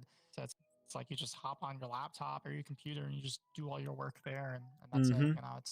It's really simple. A lot of the teachers nowadays are also like really laid back too. Yeah. Then again, I'm going to my local community college as well, so that's community colleges are usually more laid back. So like you're gonna get that a lot. But my courses, I would say, are really easy. They're not super hard. I could go through all of them and tell you what I'm doing, but wouldn't want to bore you. Just economics, English, math class that doesn't start till February, and then this really easy computer class, which teaches you what Windows is and what the internet is. This is Microsoft PowerPoint. Like I already don't use that every single day, So that's a really easy class. So you could imagine undergrad should be pretty easy. Only thing I'm worried about is my economics and math class because I suck at math. And essays. Just making sure I have enough time. Oh my gosh! Don't even get me started. Don't even get me started on the essays. The one thing, essays, right, the one thing that absolutely was the bane of my existence in college and everything like that was the fucking essays. Like, I'm talking 3 different classes would have like research essays and everything like that, and each one was like a minimum of like 10 pages for some of these. Jesus Christ. And there's like 3-4 essays back to back to back, and it's like, what do you do? Like what? Like why? What is this teaching you? Yeah. So far, I have 6 essays that I need to do, 1 each month. Which isn't too bad. But it's 3 for my English class. So between the first one's always due in the English February, classes. Second one's due in March, and the third one's in April. And then my economics class too.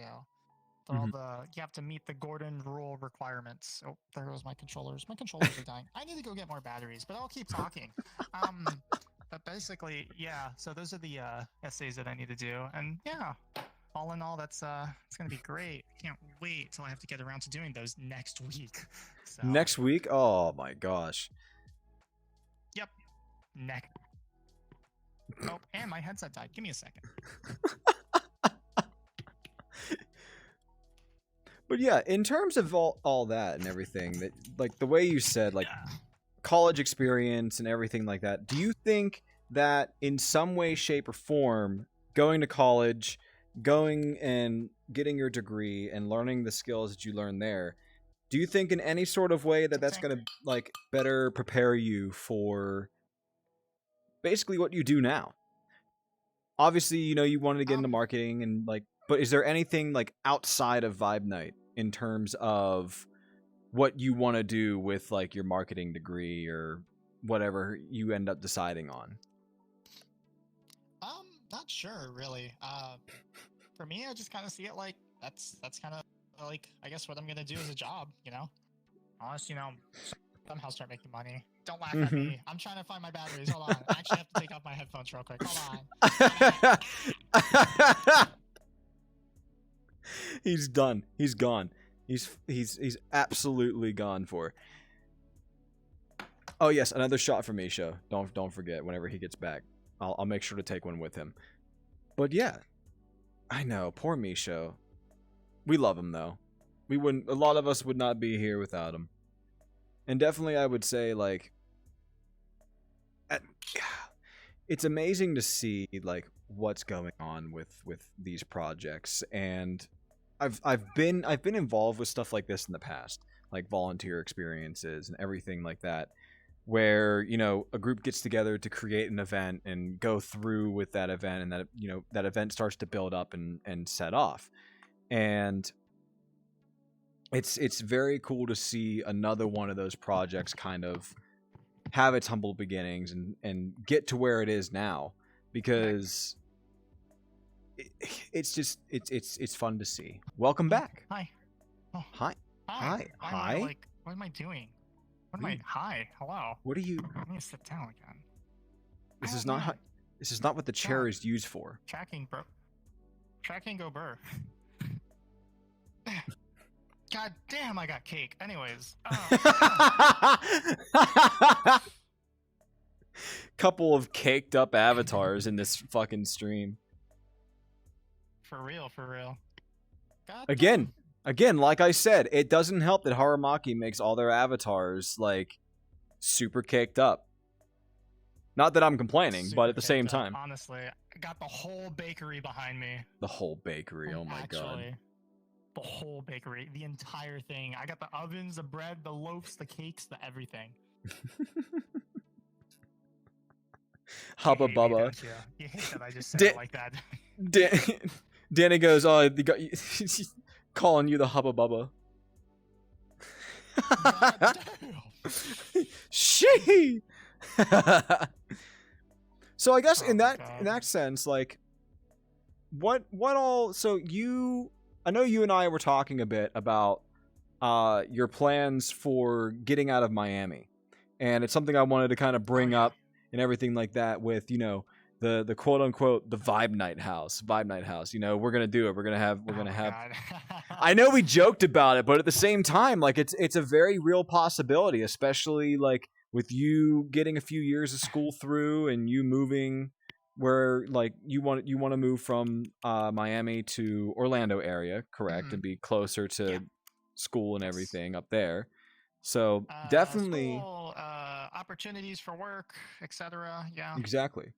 So would you say, with that all being said, that HQ for Vibe Night officially would be Orlando, Florida?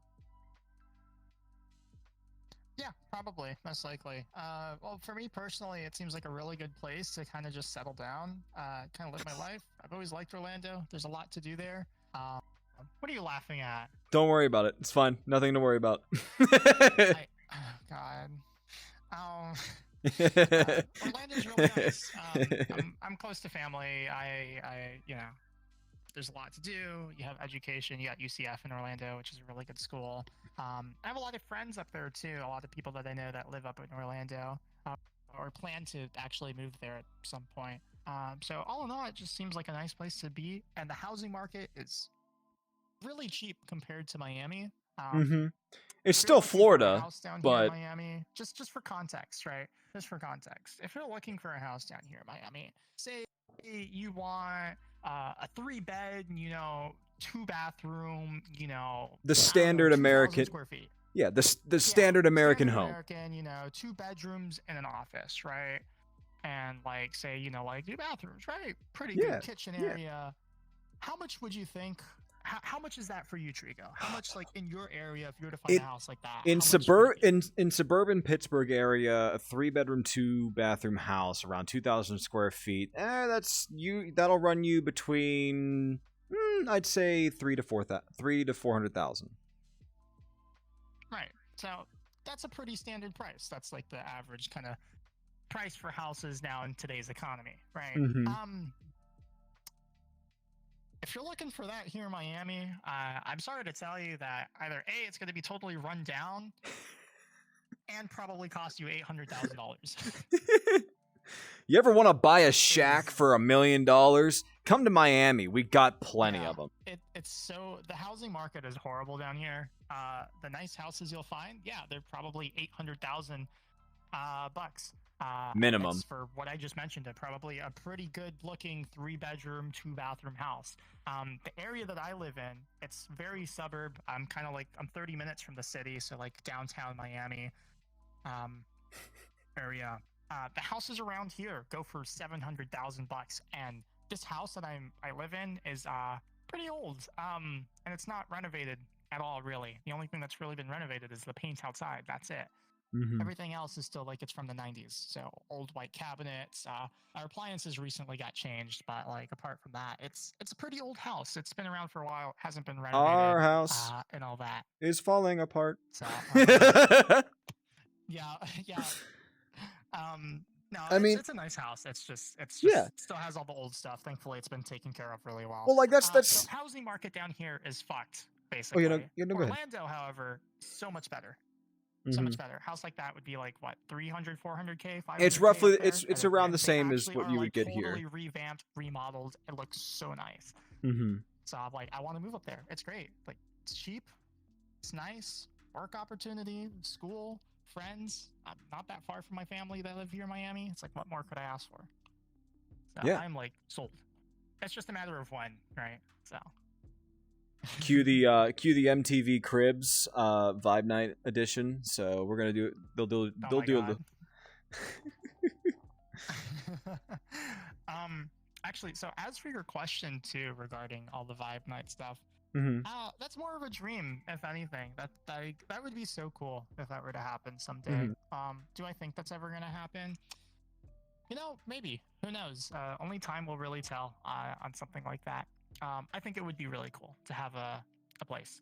One of my goals, actually, and it was more so of a personal project more than Vibe Night, but it kind of goes in with Vibe Night. I want to buy a warehouse.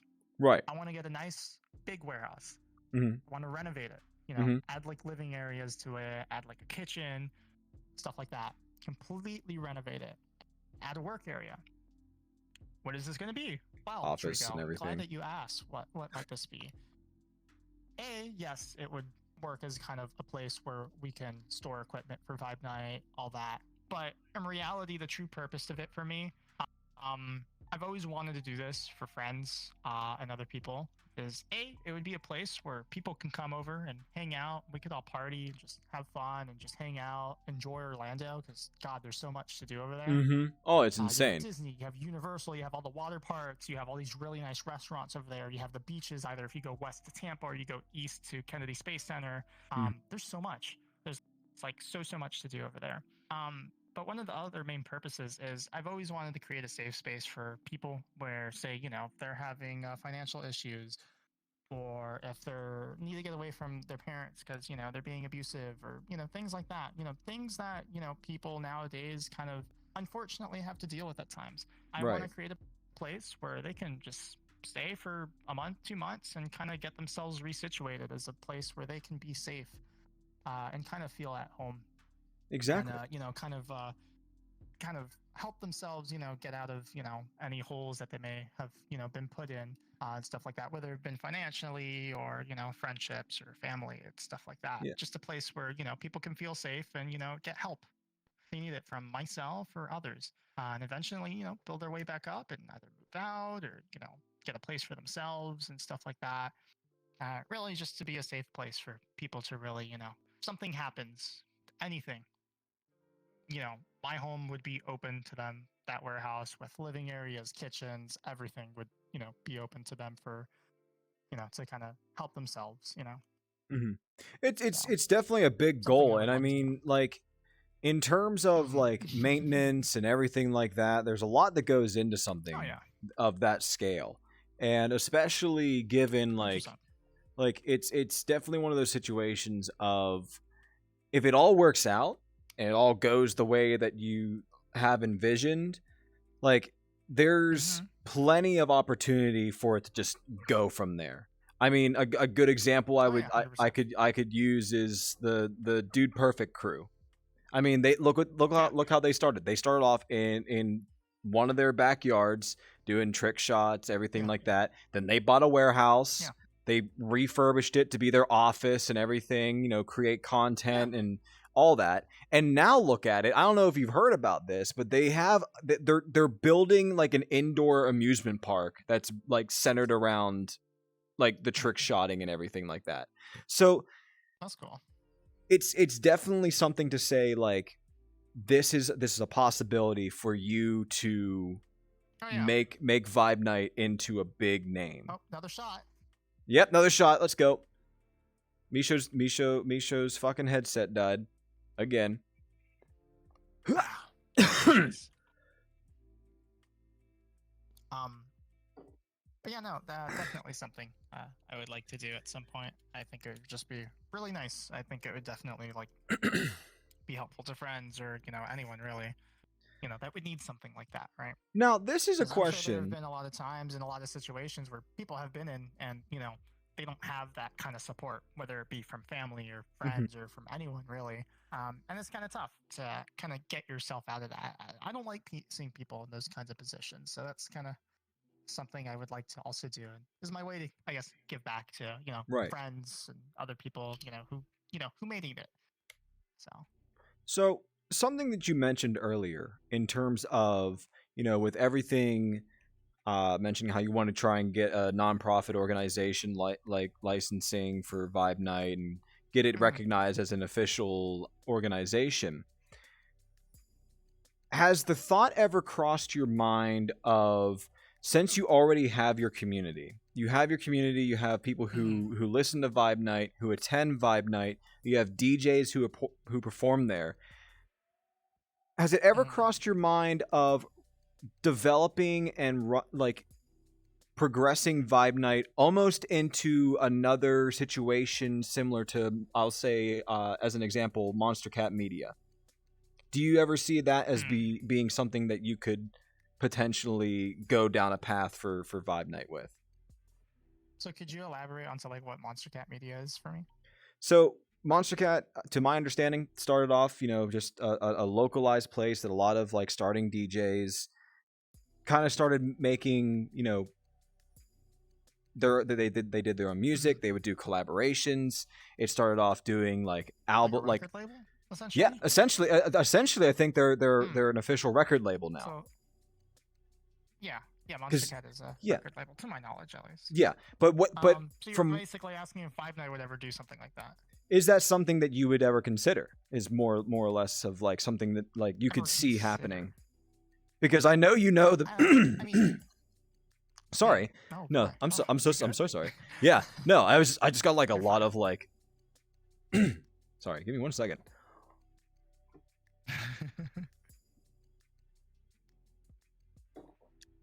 Okay, much better. I need water. Water the Trigo. Water the Trigo.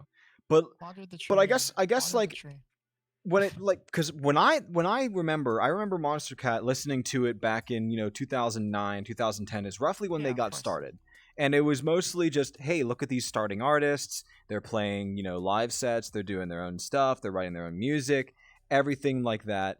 and they started doing like their original albums, and I remember like listening to the mixes, and I can still recall all the way back of like freshman sophomore year of high school, 2010 2011, listening to their best of the year albums. And now like you see them where they are now is like they're playing they're representing and playing at big name festivals. They have huge names that are signed on with them. Conroe, Crank That. They had Marshmello for a good while before he went to another label. Yeah. Like, do you see that happening with Vibe Night? Of like, you have your DJ Goofies, you have your Flixes, everything like that. Do you see that happening? Is that a possibility that you would see Vibe Night taking a path on? I think it's definitely interesting. It's definitely something to think about. One thing I would say is kind of we don't necessarily. There are people within the community that do produce music. Mm-hmm. Some people that I could say is one of my good friends, Rico. They go by Dagoth. Mm-hmm. They produce some really, really good like dubstep, tear out kind of stuff. I know Flix also does try and produce some of their own stuff. They're part of their own band. I know there's some other people within the community and within the DJ club scene that do kind of are into music production, and that's something they do. Would Vibe Night ever create a label? I don't know, actually. Not something I can. It's not something I can say that like we haven't thought about. But it's definitely not something that we've thought we've needed to pursue yet, or right. at any point. So is it something that could happen? I honestly can't say for sure, because honestly, not even I know. Right. But it is something that has been discussed before, something that has been brought up before by other people, and they've asked me directly the same question, being like, hey, would Vibe Night ever do something like a music label? And I always kind of give the same answer, is like, I don't know. It's been brought up before. I'm not entirely sure if it's something that will be pursued or not. Again, so it's kind of one of those ideas that's kind of very up in the air. But I could say that if we do end up deciding to do something like that, oh yeah, it'll be something like nothing else, really. Hell yeah. It'll be crazy. It'll be different, and crazy. Yeah, crazy. I'm not gonna do that here. Damn it! We almost got it. We almost got it. We were this close. But I would say this. Let's say record label isn't exactly in the cards for Vibe Night, so to speak. Yeah. Something that this is something that just kind of came to mind for me right now. Maybe an idea that you've already had yourself. If staying as a nonprofit organization. Yes. An idea of taking that ideology of and that intention of helping DJs get recognition and helping them build their names to be almost like a representative for these DJs, reaching out to events, reaching out to conventions, reaching out to XYZ, being like, hey, we have this roster of, DJs and everything. Here's what they do. Here's what they're capable of. Here's their past experiences. Basically, here's their portfolio, and kind of running with that. A talent agency, basically, is what you're kind of exactly. Yeah, I think that's. I think that's interesting, to say the least. But again, I don't think that's something that, for me personally, I don't think it's necessarily making it like a talent agency is not really within the premise, right, of Vibe Night. We kind of already, kind of showcase a lot of DJs. A lot of DJs play for our event, and they get recognized. It's like, I know for a lot of newer DJs, when they see that, like, oh crap, they got accepted to play for Vibe Night, to them that feels like it's a pretty big thing. Oh yeah. I don't mean to sound like I have a big ego or anything with Vibe Night, but I would like to say that we are one of the largest furry clubs in VR. We are pretty well known, and a lot of people, when they hear Vibe Night, they kind of know what it is already. or they've been like, oh yeah, I've kind of heard about that. I hear a conversation go around about new people finding out, and then that, eventually gets relayed to me. I'm like, oh, that's cool. Didn't know that so and so group would have known what Vibe Night is, or so and so this. Right. Word gets around. Even in person. So I mean, I've seen with conventions and stuff. I've seen people like I mentioned Vibe Night by name at like conventions that I've been to in the past, and people are like, "Oh, I know about that." So like, it's definitely like the name is definitely getting out there. That's something for certain. 100%. But I do feel like we kind of already showcase a lot of DJs. I would say one of our goals when we do select our lineups and when DJs apply to play at Vibe Night, and I know this is what you asked earlier, and I never really got into it. There's obviously a lot that's confidential that I can't talk about. Right. But we always like to try and give new DJs an opportunity. And when I say that there have been some DJs that have applied and they have blown me away, mind you, I have, say, about almost 3 years now of experience DJing, which in the grand scheme of things isn't a lot, but I feel like I have learned a lot and that I can definitely state my opinion, and in terms of technicality and musicality on a lot of sets and how they sound. When the inner workings of it, people that have like started 2022 and they blow me away with how much they've already learned and how much they've improved. Yeah, it's crazy, and I like to give those people a platform. I like to give new and up and coming DJs a platform so that they can share their work and so that they can share, their endeavors and, their music, how they want to portray their sets. Good example is you and Pythax. I know you recently got to DJing for a plethora of things. And you got to play at November 2022 Vibe Night. Back to back was killer. I gave you feedback on it, of course. You did give me feedback. You can improve on, as with anyone. Oh yeah. But at the end of the day, I wanted to help you in the sense like, yeah, what you submitted was great. You passed a lot of, what we do for our grading criteria and whatnot. And we felt that, it would be good to have you on the lineup. And so we did. And, you're also brand new to the scene as well, I would say. You haven't been around for too long, yet you're learning and you're picking up a lot of things very quick. So kudos to you on that as well, by the way. Well, thank you. I am humbled by you to hear that. So we do give new DJs a lot of opportunity, and it's something we kind of always strive for. We like to have a mix in our lineups for Vibe Night of new DJs that have either just started out or have never really played at Vibe Night before, and a mix of our veterans and people that have been around the scene for a while now. So it brings flavor, it adds variety, and it's something different. You get to hear musicality from so many different people, from different backgrounds, different genres, different tastes in music, and everyone portrays their DJ sets differently, whether it's emotionally, technicality, however they want to portray it, put their music out there. Yeah. And that is definitely something. Yeah. And you guys do a very good job of that. Something that I've noticed is like something really interesting is you will have situations where, there's a bunch of different genres going on in a single night. You'll have, you'll have psytrance, and then you'll have house, and then you'll have like hardcore, you'll go into dubstep, you'll go into trap. Like it's the whole spectrum of like electronic style genres, and even then some. You have like artists who are doing stuff outside that almost, doing like more R&B, more hip hop, metal. Like you have emo and punk. You have DJs doing that stuff. It's one of the few places that I can say that I've seen where you have that much of a spectrum of different types of genres being played, as well as, like you said, names in terms of who's playing.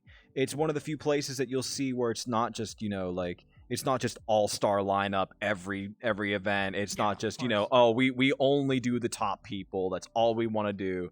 But like it's a situation where you'll see, like newer name artists playing on stage next to like 2N or DJ Amyot or stuff like that. Yeah. Just to name some others. Yeah, of course. So like it's a great thing. Everyone should have a fair opportunity. I feel that everyone, should have a fair chance. You know, obviously, again, there is a criteria that DJs need to pass. Think of it as kind of an exam. We're grading it. You know, we do mention that we grade on, you know, technicality, musicality, you know, energy, you know, the general flow of things that's stated in our DJ application. Mm-hmm. As to how much further in depth, I can't go into that. Right. But, Confidentiality you know, and everything. yeah, of course. But we like giving people opportunity. There's a lot of places that unfortunately don't give these newer DJs opportunities and always go for, you know, the big name DJs that are super popular and really well known. And I get that, right? Because they're good. They pull in a crowd. And Exactly. that's great. You know, they play good music, and you know, a lot of clubs, a lot of events are probably fall on them because of that, right? Yeah. As they bring in more crowds, you know, they're popular, people know them, and they're more reliable in the sense that they'll probably provide a good set, right? Exactly. In a sense, you can see picking new DJs as kind of a risk. They're, you know, either some are really good, and others, you know, or maybe you're still learning. They're still trying to get accustomed to things and all that, and that's totally fine. There's nothing wrong with that. Everyone learns at their own pace. Everyone, you know, learns how to DJ, you know, within their own time. But from kind of, I guess, a business perspective, that's kind of how a lot of people see it, and a lot of places usually just tend to go for the more popular people. And it's So we even like a to try and reflection. have a chance. I was gonna say it's even like a reflection of actual clubs, and especially with that case with like real clubs is like, yeah, they have to pull in crowds to, you know, keep the money going so they can afford to run the place. Well, because they're for profit, right? Yeah, they're for profit. So I guess that's the big benefit, more or less, of being in VR is like the budget for what you guys have to meet monthly is a lot lower than what it would be if you guys actually had an actual nightclub set up. So 100%.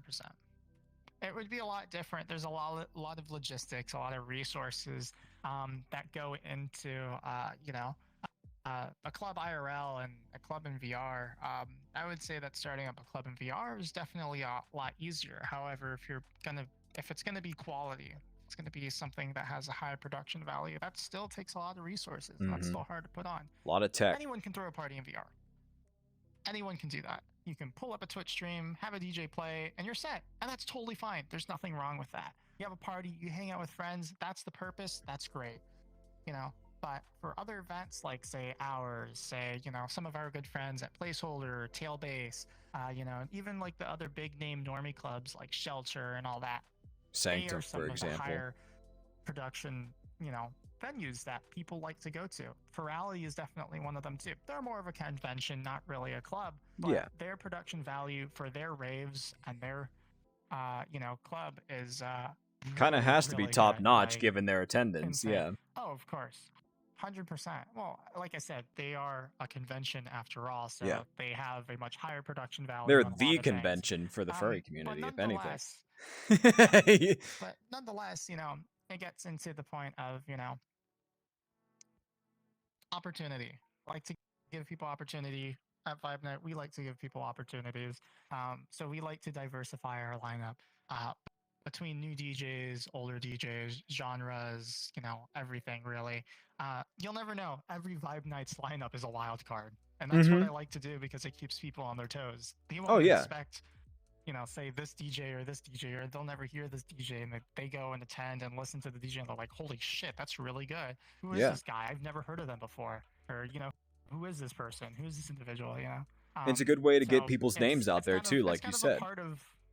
Yeah, exactly. And that's what we like to do. I personally like to help, you know, the newer DJs out. A lot of people that have a lot of like the lesser experience, but you know, we also have to keep in mind, right? We have an event that we have to run. We have a club, so we obviously do need to get, you know, those people with, you know, higher social media followings, right? You know, more recognizable names and stuff. But we're not like the other places where that's all they have. It's just all the well-known people. We diversify. We like to bring in new people, and make sure everyone has kind of a fair chance, fair opportunity. So. Yeah, that's what we love to see. I can really speak on our DJ selection. So. And you guys do judges and everything like that. DJs. You do judges, and you know you have a process.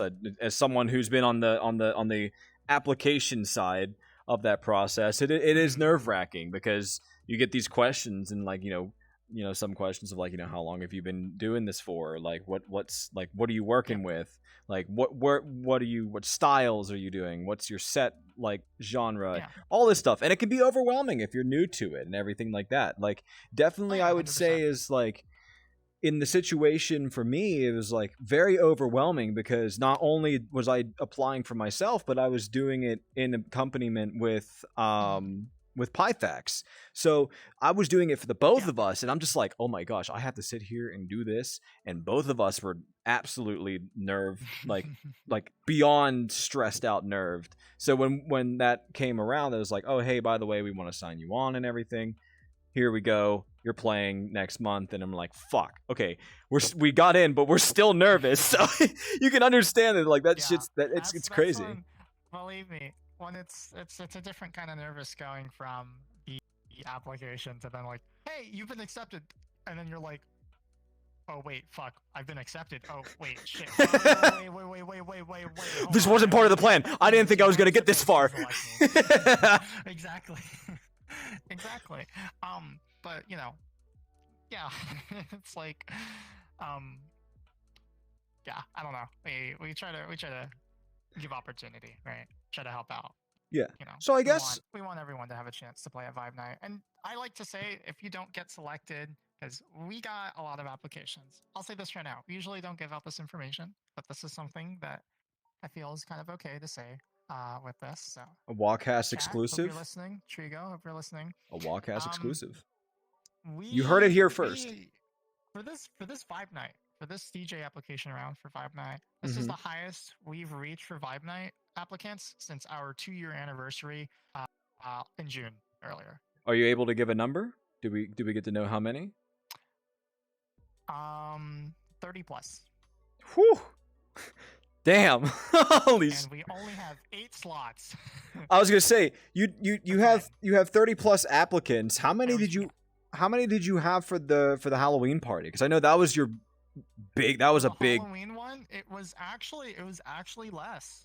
Yeah, I could say that much. It was actually less, but it was still a substantial amount because it's again it's oh my god, I can't speak. We only have so many slots, and we get so many DJ applications every month. So what I like to say to people is like, yeah, if you apply and you don't get accepted, please apply again, because chances are you were probably put in the list of the names for the lineup, but we had to make another decision or pick someone else, not because of anything bad, but there's a lot of factors that go into creating a lineup. And when I say like creating a lineup and DJ event coordination, it's tough. You have to have coercion, not coercion. Yeah. Cohesiveness. You coercion. Yeah. Cohesiveness in your It has to flow well for the night. There's so many factors from a business perspective that we have to take into account when building a lineup. Yeah. For Vibe Night. In a good way, of course. So all in all, please, I always say this to everyone. We even have it on our application. If you don't get selected, please apply again. Though obviously do keep in mind we do have a specific criteria that we like to keep. But all in all, we try to give our best chances to everyone that does apply. Unfortunately, with having so many applications every month, and especially this month with our 30 plus applications, it's a lot. That's a lot. It's a lot to go through and listen to. That's if you think about it, say everyone submitted a 1-hour set, right? That's like 30 something hours, right, of sets that we have to listen to. Say if it was a little less and people submitted 30, which is 30 minutes, which is the minimum that we require for people to submit demos, and maybe a little less, but all in all, still we're listening to all your sets, we're listening to everything that you send our way, and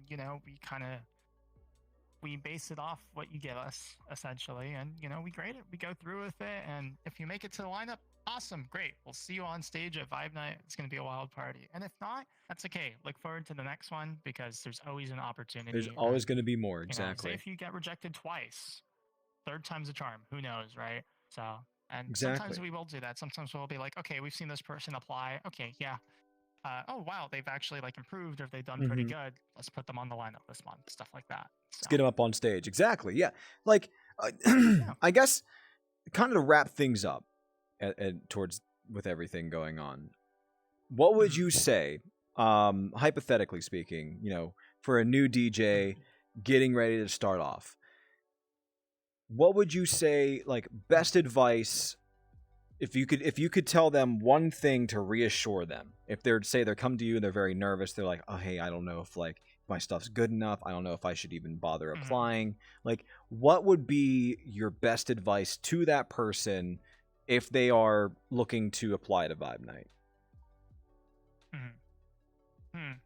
I would say mainly like play what you want. For a DJ, your goal is two things: play the music you like and have people dance and enjoy it. So just go in with those two things and just have a good time. Go into it with low expectations but high confidence. That's what I was talking to actually a DJ yesterday. They were asking me like, hey, it's like I'm really self-doubtful about myself and all that.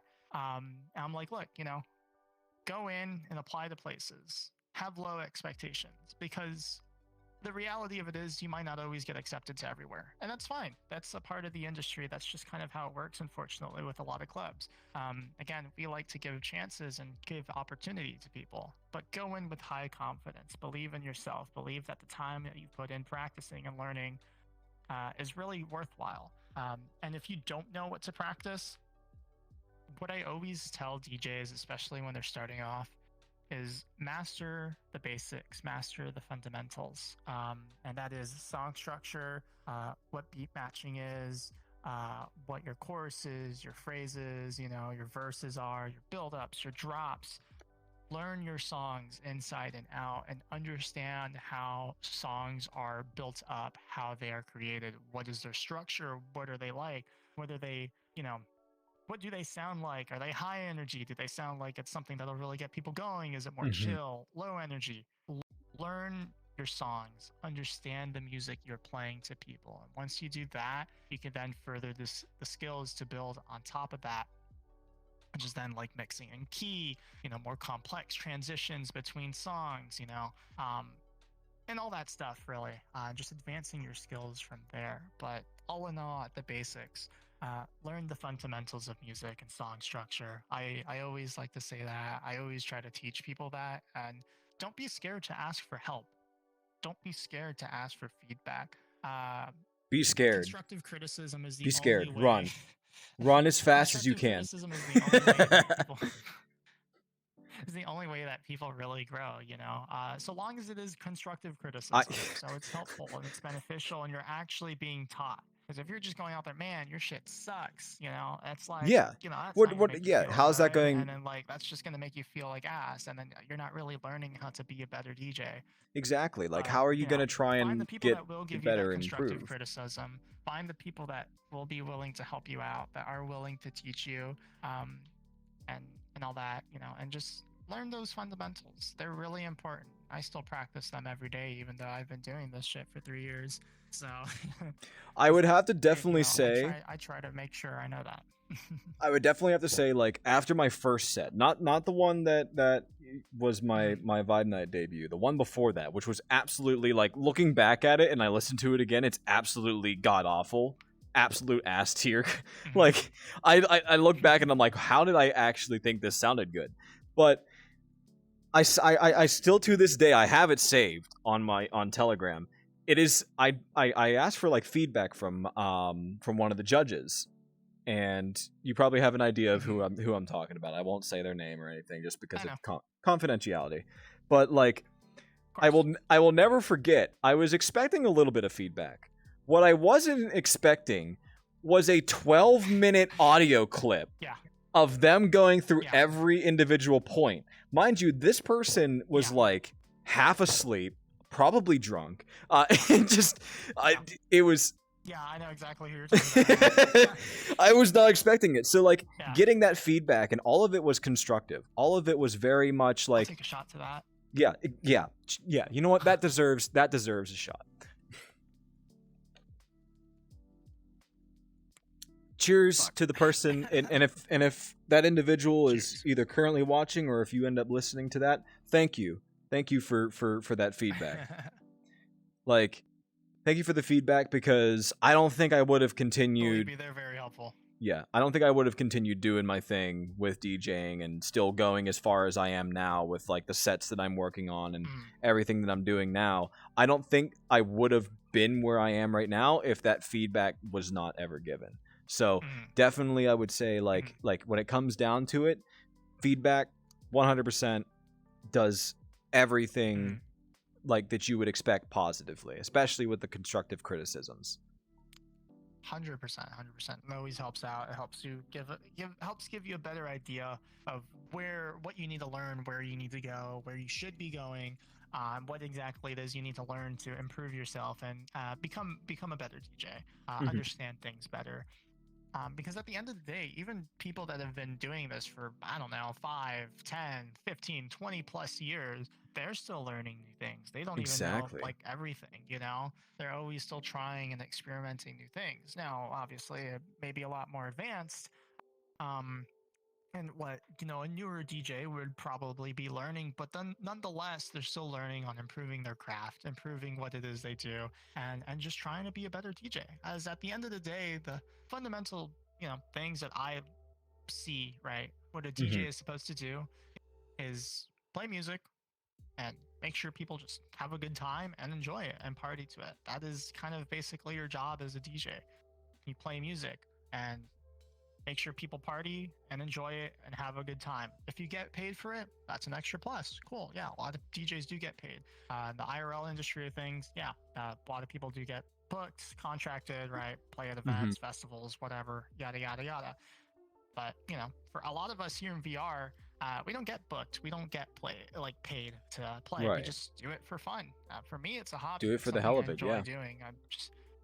I mean, sure, if I make a bit of money, sure, I don't mind, but that's not what I'm in it for, right? I like doing it because it's fun. I love music. It's something I really enjoy. You're in it to gain the experiences to those people. Yeah, exactly. So it's just it's a good time. It's fun. That's one of the other things with it. Is have fun. Have fun DJing. If you're a new DJ, have fun with it. Don't try hard. Don't do it because you want to be popular. Because then it's not gonna look good on you. Not me over here sitting here like stressing myself out over this most recent set that I've been doing. Totally haven't been totally for fun. It's fine for that to happen. It's fine for you to get stressed out or burnt out. I've been burnt out before from DJing, right? That's fine. You know, people have creative block all the time, right? Whether it's drawing art or, you know, video editing and stuff like that. It happens, right? But have fun with it. Do it because it's something you enjoy. Don't do it for ulterior motives. Don't do it because, you know, you want the money or you want the fame or you want to just do it for fun, you know? And I mean, if you're in it for the money and you're in it for the fame, then I hope you have good morals and good ethics and you do it for the right reasons. If you're having fun with it, then it's just a nice little bonus, honestly. Exactly. No, exactly, 100%. So, but I always tell people just have fun with it. Don't like try hard with it at all, you know? Genuinely could not have said it any better. Do your best, but have fun. Exactly. You know, try your Give best. It your all, but do the best that you can. Yeah. Exactly. Give it your all, but don't go to the point that you're basically physically a physical detriment to yourself. Yeah. Yeah. Just believe me, I've seen a lot of people where they feel like they're on this like egotistical high horse where they think they're all this and all that. And then it's like you go and listen to them play. It's like, wow, that was, you know, I've heard better. You know, it's like, you know, there's people that, you know, do it for the wrong reasons. You know, I always try to tell people don't do it for the wrong reasons. You know, do it because it's something you enjoy. Do it for the fun of it. Do it for, you know, the community. There's a lot of good people within the DJ community that are like honestly the nicest people that I have ever met in the entire world. And if you have questions, they're super helpful. And like if you want to learn more about the genres that they play, they'll like go into like 3-hour lectures, good ones and very entertaining ones at that, explaining, you know, their genres and how they came to play it and stuff like that. It's great, you know. I mean, shit, Loprov did his he did his whole panel at Ferality Aqua on like how to like DJing and everything like that, and went into some of his own personal backstory. His panel that he did for that for any DJs also learning or wanting to learn, definitely go check out Reality's YouTube channel. I believe the panel video is on there. Yeah, or on all the Low panel Props. videos I'm not should be sure on you there. Can find that. Yeah. Go search that up. Go try to find that. Really good information. It's about an hour long, but it has literally everything you need to know about the basics of DJing. How to really God, this vodka. How to really learn. Regretting those shots and now. get Damn. started with everything.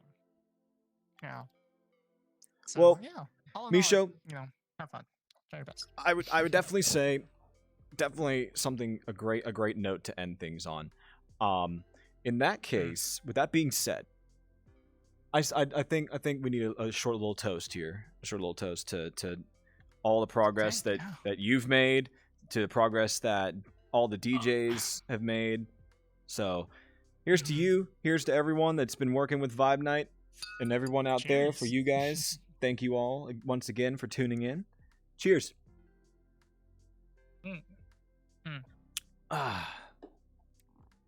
Still tastes good stuff. The mango. Still good though. So I guess the one last question. I have one more question for you. Okay, one more question, and then we'll wrap things up. And that the question for you, and it's something that I've kind of been sitting here thinking about it. I've been going through with the whole throughout the whole podcast for this episode and everything. And I want to ask you personally, and it is and when is Vibe Night? So guys, I think we're gonna have to cut the stream here. Just turn off the cameras real quick. Everyone, close your eyes. Now, wait a minute. Now, hold on. We could.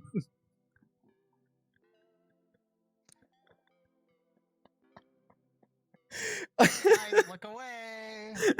Okay, go. Congratulations, everyone. This is the last episode. This is the last episode of the WahCast. Goodbye, everyone. I swear. No, for those of you on a serious note. You get it. Hold on, get over here. What? Bonk. Yeah? Yeah.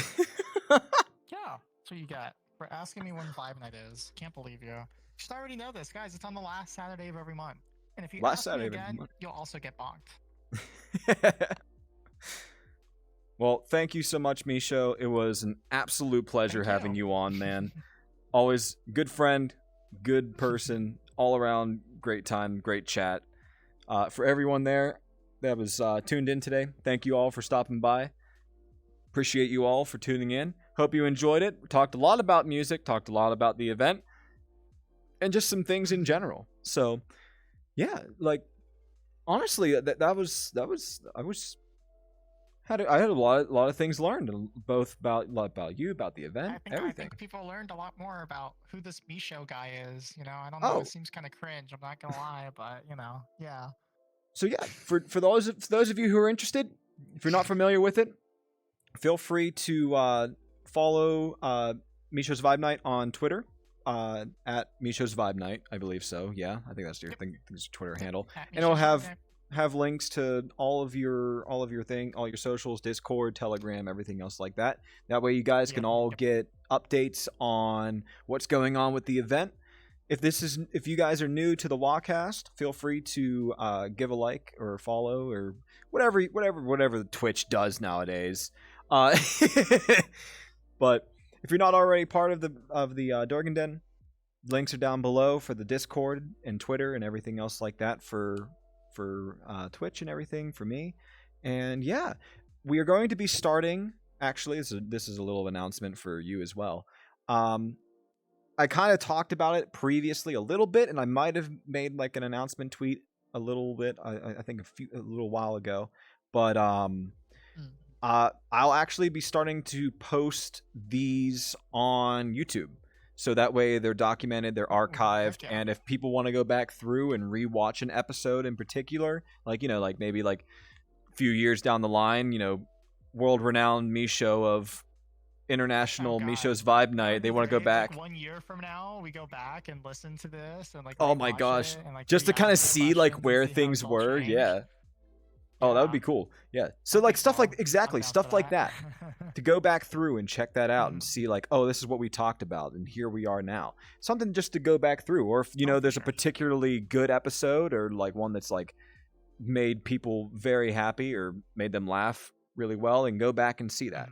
So check that out. That's going to be happening soon. I'm going to be getting like the first 3-4 episodes, so that way like it's caught up to where I'm at with the WahCast.